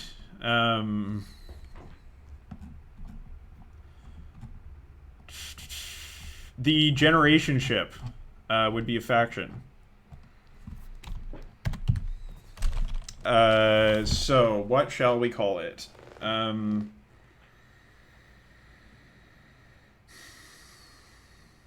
The generation ship's name.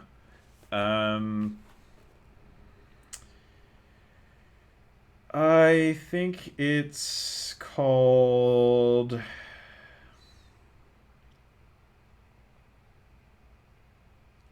Like, is it something really obvious, like the Methuselah? Is it...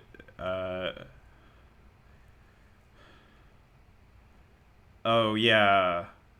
Family 1. That could work.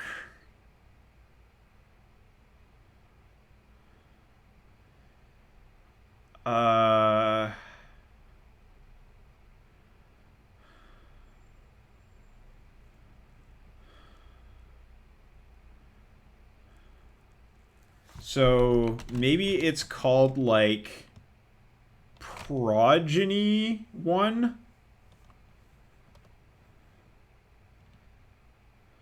Or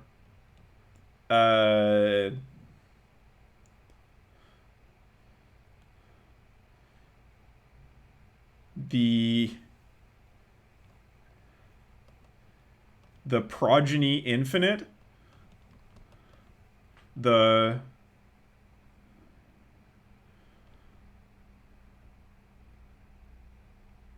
Infinity 1?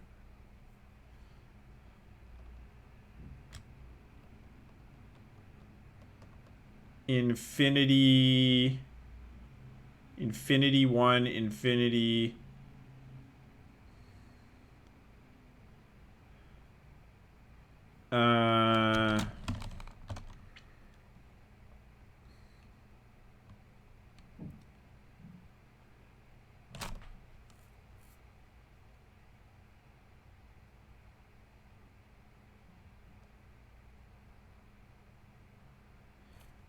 Infinity 1. I feel like that is like good. Family.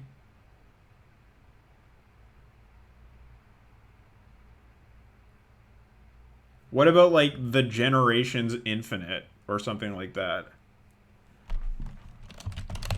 Like this. Oops.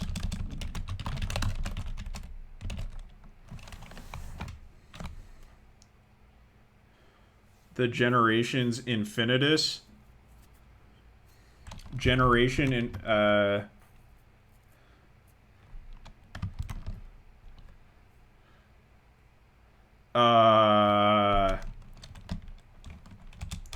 the fecundity, the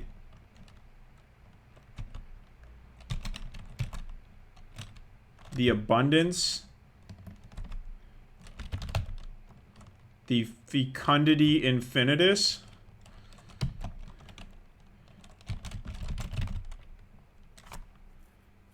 Is that, how does that sound?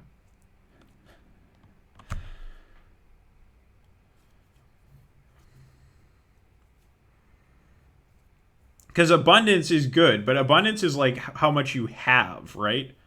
Whereas this is about like reproducing, continuing, going on, procreating.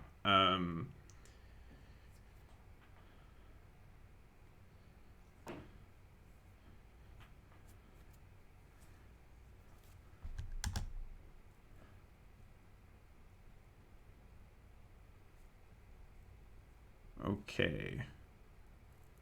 We... we...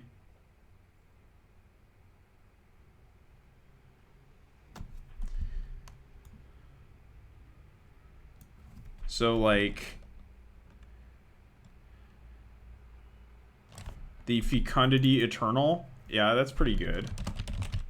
The Fecundity Eternal. Yeah, totally. Well, you know what that means, right? Is that, like, the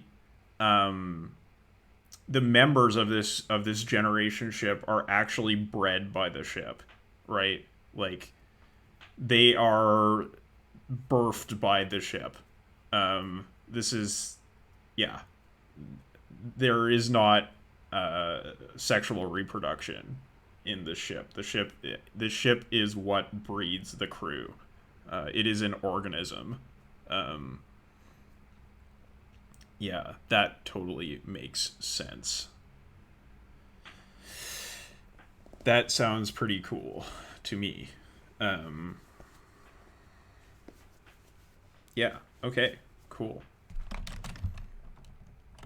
The Borg. Yeah, but, like, I think these are still, like, you know, these are still probably, like, humans. Maybe they came from Earth, right? But, like, they've been altered by the ship. Like, the ship produces its own crew, and the crew maintain the ship.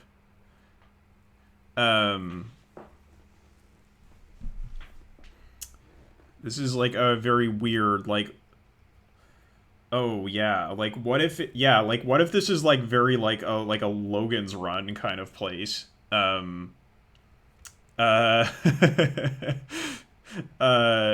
like,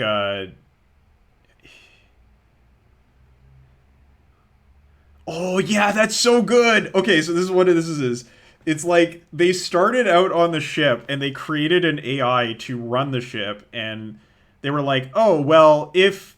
Okay, this is what it is. Yes, they built this generation ship, and they were like, we're going to send the ship out into space. It's going to go a really, really, really, really long way. It's going to take generations and generations to reach its destination, because we don't have jump gates. And we can't just let people breed on the ship, right? We can't just let the crew breed on the ship, because then we're going to have problems of inbreeding. So what we're going to do is we're going to make the ship's AI actually birth the people who become the crew. But then the ship decided that, like, actually, you know, we don't need old people, because they're not as good at running me. So I think we should just get rid of the old people. So it's a bunch of people who have been genetically engineered by the ship's AI to die at 30. So it's a bunch of just young people on this ship and they all think that the ship is their mother. Yeah. It's like this super weird Logan's Run. Yeah, this is the Space Bee AIs worshipping an AI queen. Except, like, I think the Space Bee queen is, like, actually a lot, is probably a lot more benevolent than this AI is. And also, like, a lot more relatable in that they're a single thing instead of just a ship. Yeah. Yeah. Cool. All right, thanks, Blake, for all the ideas. Very helpful. Very helpful. Yes, hope you can join us for the game. Okay, so this is a generation ship sent from far away, whose AI has Oh, it's just the two of us and a couple others. Oh no. You've taken over the committee by just staying on the committee long enough. um This is, yeah, so a generation ship sent from far away whose AI has been tasked with managing the,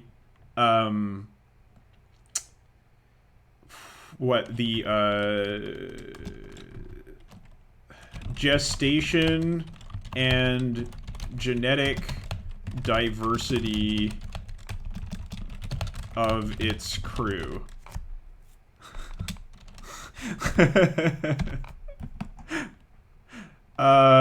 Their quirk, the AI, so the, like, it's just the name of the ship, the Fecundity Eternal, decided that, having crew members whose, crew members with degenerating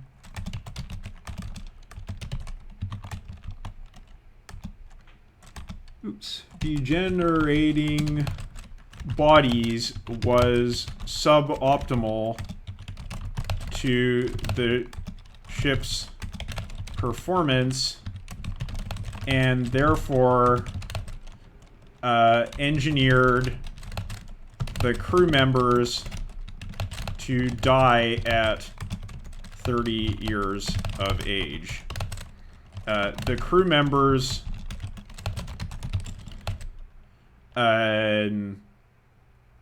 refer to the AI only as Mother. What does it do if the body? Well, obviously the bodies get recycled. They go... It is every citizen's final duty to go into the tanks and to become one with all the people. As our friend Chairman Shen Jiang from Alpha Centauri told us.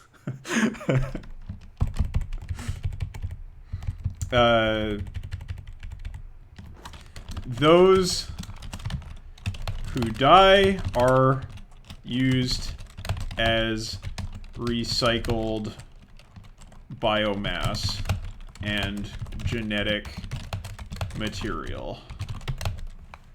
Is it mother or paternal unit? I don't know why. Oh, that's paternal unit A and paternal unit B. Well, the thing is, I don't think there's anything paternal about the AI, because the AI literally has orifices that give birth to these children. It definitely could be maternal unit A.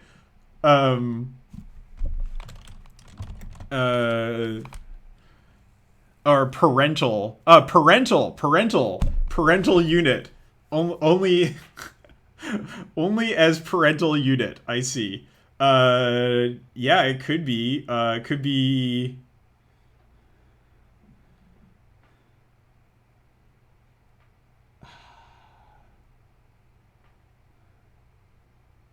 Parental unit. PU. PU. That could work.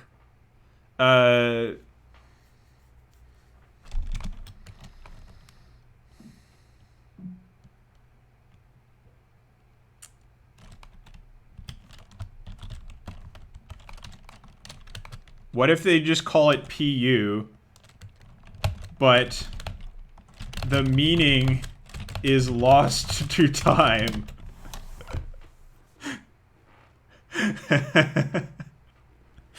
They don't know what that means, but they call it PU. But the problem, I feel like the problem with calling them PU is because then it just sounds like PU. Like, PU, that smells bad.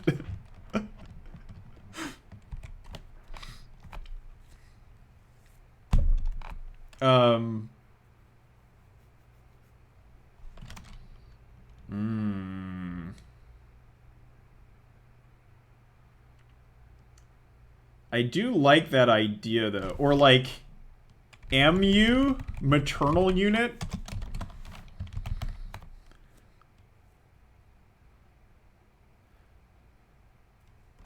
MU? I could definitely see. Alex is around. I can ask Alex. Okay, please ask Alex for parent naming advice.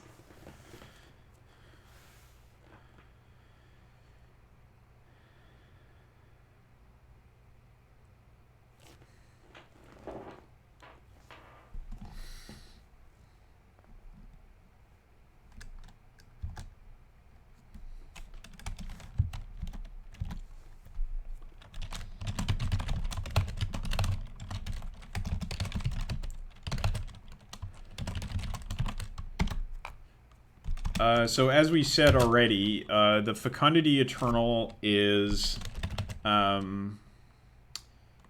orbiting Eidos core, but is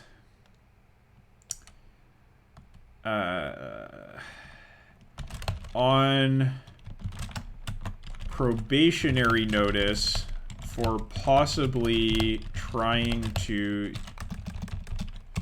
usurp control of the system. So that is bad for them. Okay. Good stuff. So we have 1, 2, 3, 4, 5, 6, 7, 8, 9, 10 factions now. That's good. And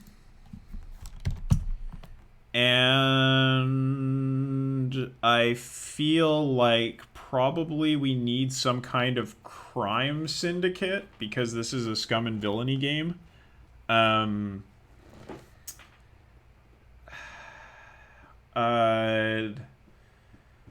What is... I struggle with this. I really struggle with this. What is an interesting crime syndicate? Like, 'cause, you know, they could just be the Huts, but, like, come on. Is pretty tired.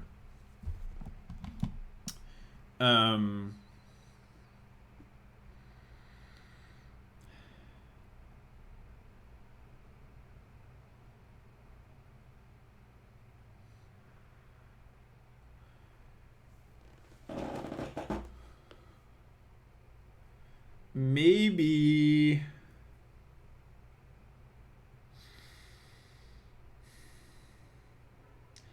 Maybe there's something like the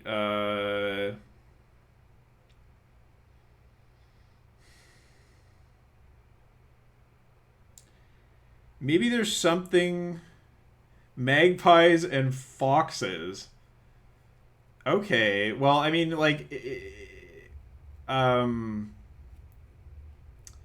mean, magpies and foxes would be very good as, like, pirate inspirations, right? So, like, there could be, like, a pirate fleet, totally.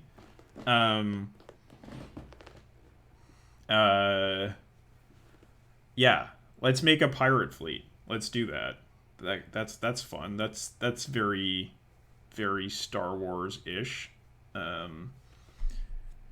Okay, so we'll call them... Oh, you have a good idea? Okay.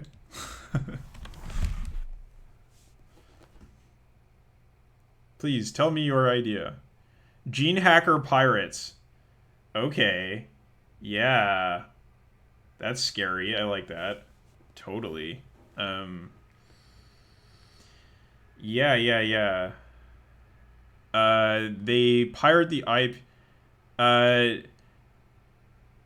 No, I was thinking, like, they just kidnap people and turn them into new things.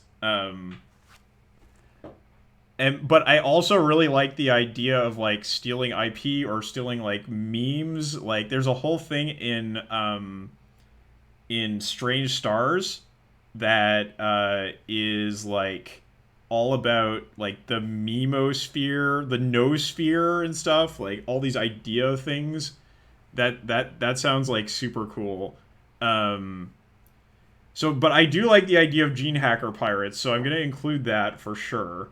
And then we'll move on. Okay, so I feel like um, going with this animal notion.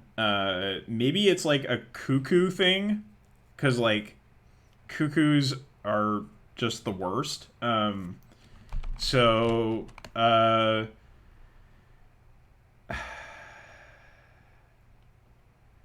like maybe this is like one big pirate ship, uh, gene hacker pirate ship, and it's called the Cuckoo's Nest. Um, so a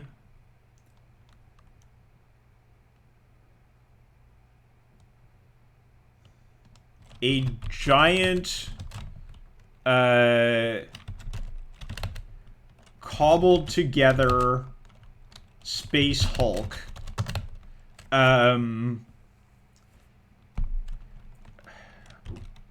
home to a terrifying band of radical gene hacking pirates. Yes. Okay, cool. Their quirk is that they kidnap the crews of the ships they board and mutate them into new beings. Their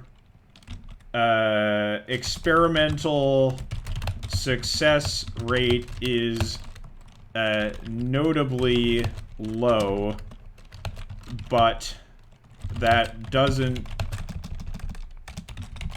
dampen their enthusiasm.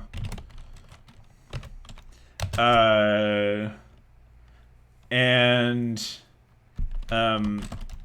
their ship is built out of the unfortunate... Yeah, it's like both the crew members are built out of the things they steal, and also the ship is built out of the things they steal. It's just this hulk of cobbled together stuff, biomass and mecha mass, all just like this motley weird combining of things. Yeah, okay. Their ship is built out of those unfortunate crew members and their ships as well. Forming a motley assemblage. Okay. Okay. See you in a moment. Cool. I like these guys. They're frightening. Okay. As far as a syndicate goes, yeah, I feel like there's an organization that probably steals ideas.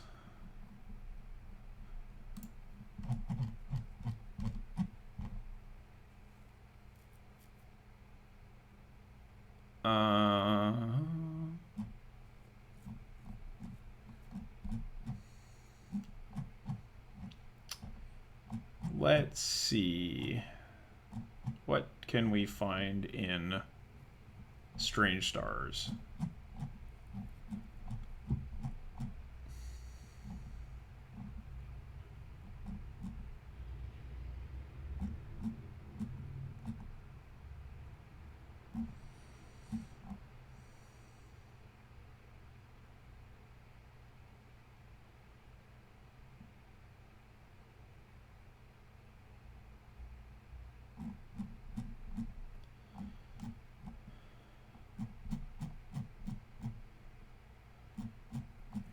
Maybe...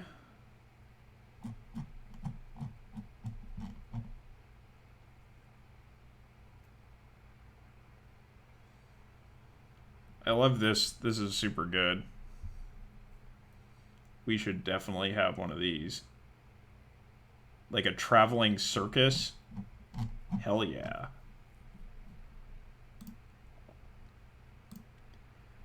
So I think that this faction is just called the Festival.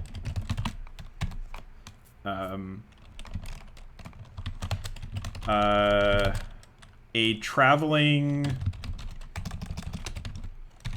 circus of... What do they got here?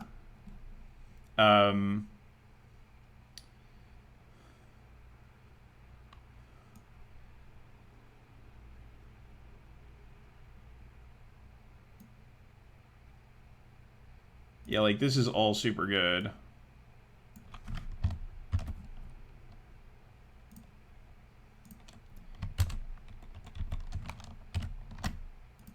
So, a traveling circus of eclectic, primitivist music, non-fabricated wares, psychedelic drugs, and xenophilic sexual encounters that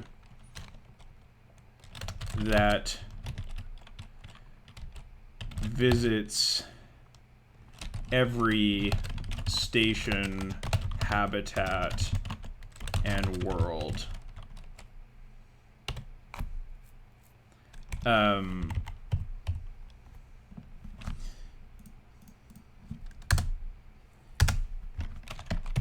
Their quirk, I think, is, yes, that they... Like, I mean, this is very good. I love this. This is, like, all awesome. So let's just copy this wholesale.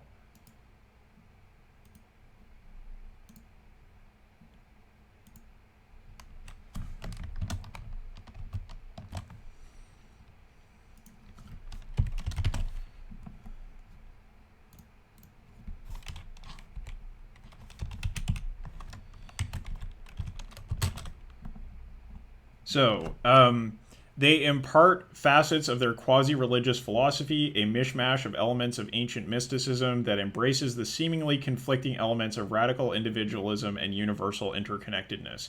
They also play practical jokes and minor confidence games meant as performance art on authority figures and those they consider too narrow-minded. That's fun. I like that a lot. Yes, so, continuing on with this idea of people who steal ideas.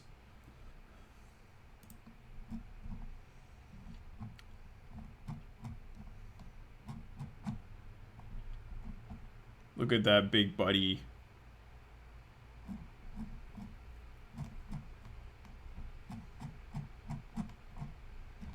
Slods in space.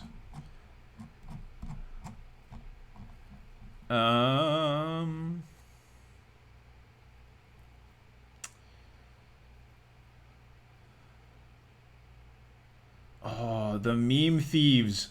No, wait. Better yet, the meme thief.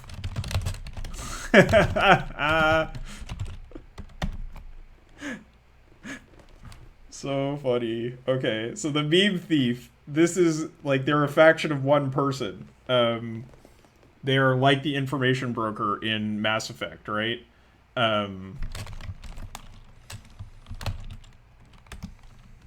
A mysterious...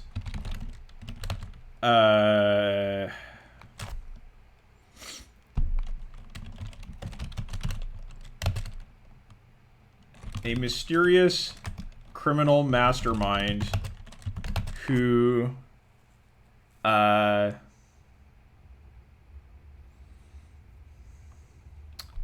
collects ideas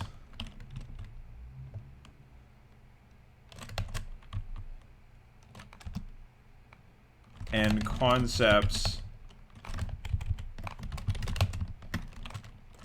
novel and rare concepts for their own profit.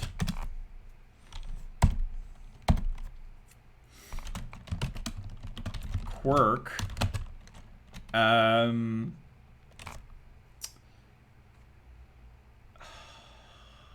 Oh, like, I feel like I have so many ideas for who this could be, what kind of person this could be.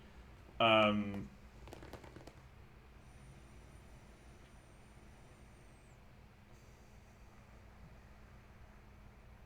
feel like this is, like, actually an android who was, like, trained to do this, but then ended up being so good at it that they broke free and now are just doing their own thing.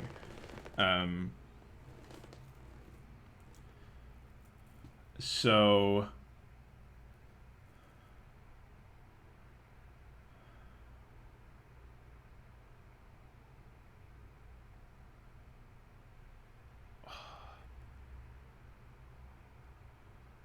it's like it was a trading, yeah, like a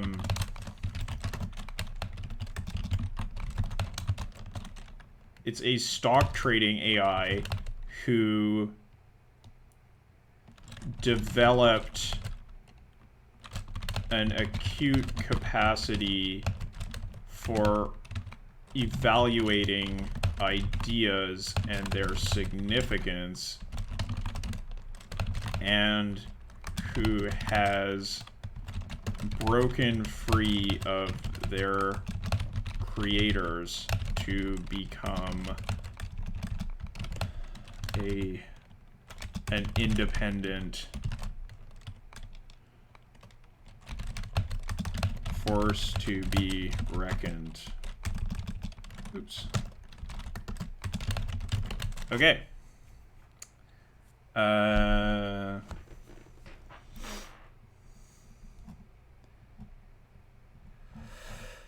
And finally, we need a real criminal syndicate.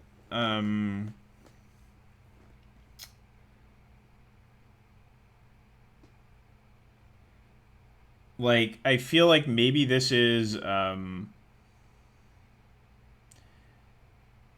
maybe like an organization like the Triads that was originally founded for some kind of political purpose, but then became a criminal syndicate.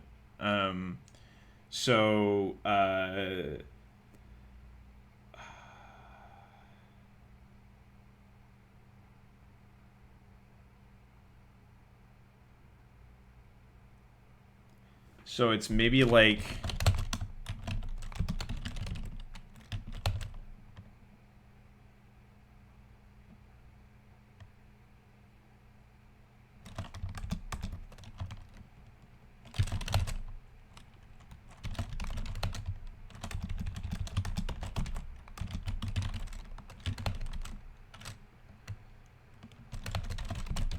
the Initiates of Unity,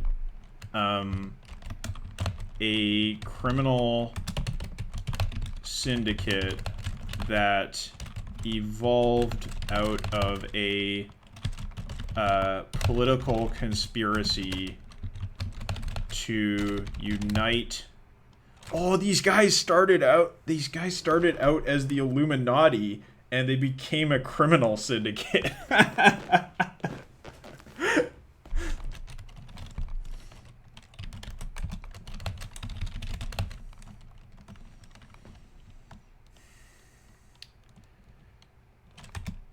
Yeah. So they started out as the Illuminati, but they became a criminal syndicate. Their quirks. They have.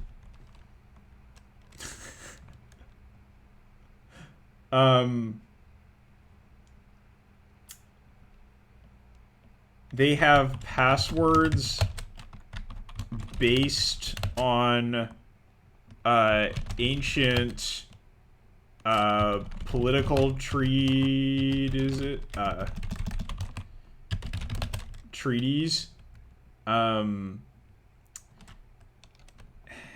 And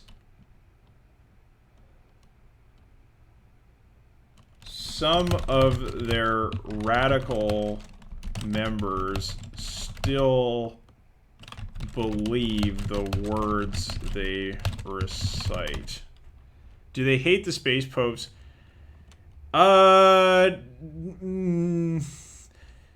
Maybe they see, like, maybe this is like the Carbonari in Italy. Like, they originally see the space popes as like their natural allies, but then they see them, like, they saw them as a betrayer. Like, you betrayed the cause of unity.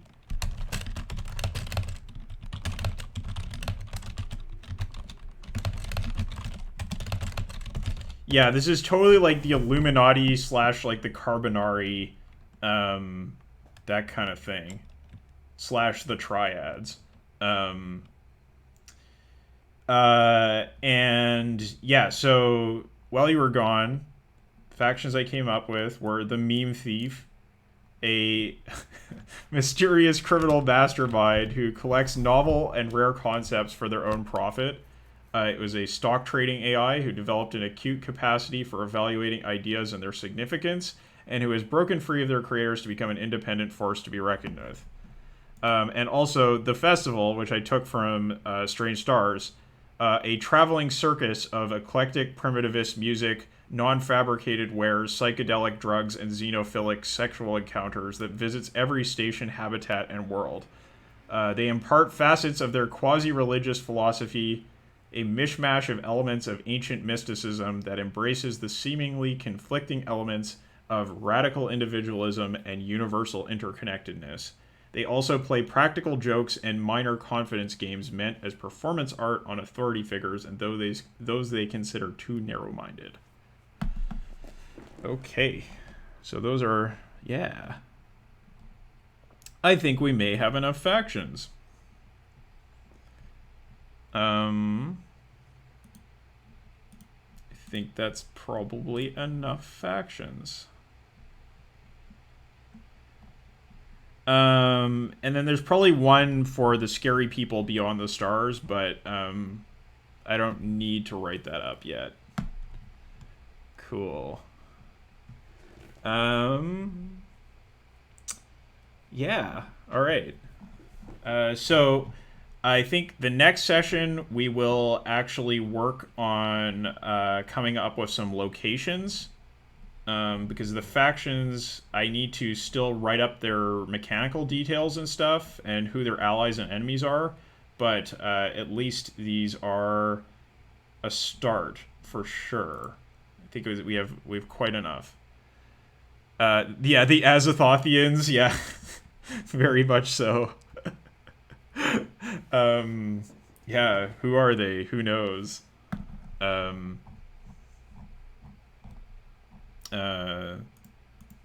what did I call them? The Heimdall entities or something?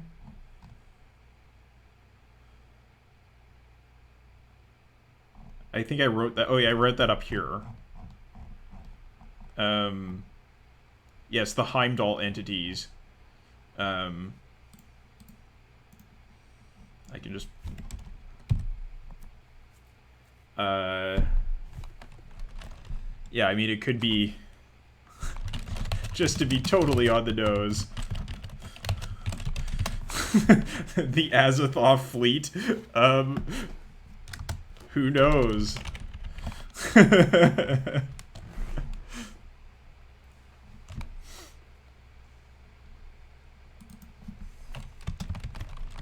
a sinister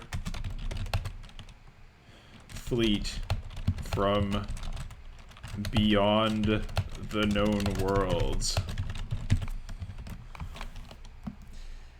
Oh, yeah.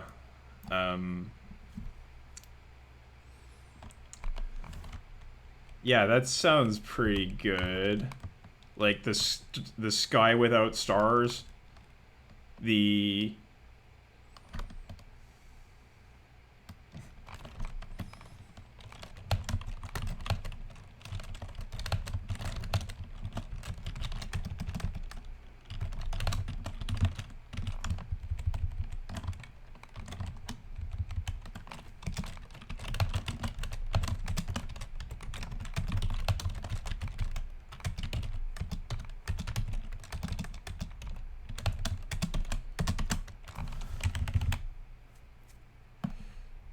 void.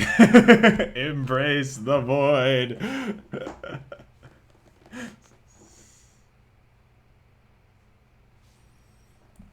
Okay. Cool. I think we have... a pretty good list here. Cool. All right, so thanks for hanging out, Lauren, and thanks to anyone who watched or contributed to the stream. We are much closer to having a finished setting here. It is a lot of work to build a setting for Stars Without, or with Scum and Villainy. But speaking of Stars Without Number, next time we're definitely going to get into some of the systems creation, or wait, no, not that one. Sector creation from Stars Without Number. Yes, we'll be rolling up some D20s, D100s. Your contributions were appreciated. The setting definitely has got some flavor in it. It started out as just a bunch of rather science fiction-y abstract concepts, and I feel like it's got a lot of character now. So thanks a lot for your help. Right. And that's going to do it for the stream. So I will be back with more sometime later this week. Not sure exactly when, but it will happen. I'm trying to get this thing ready so we can actually play the game. So see you later.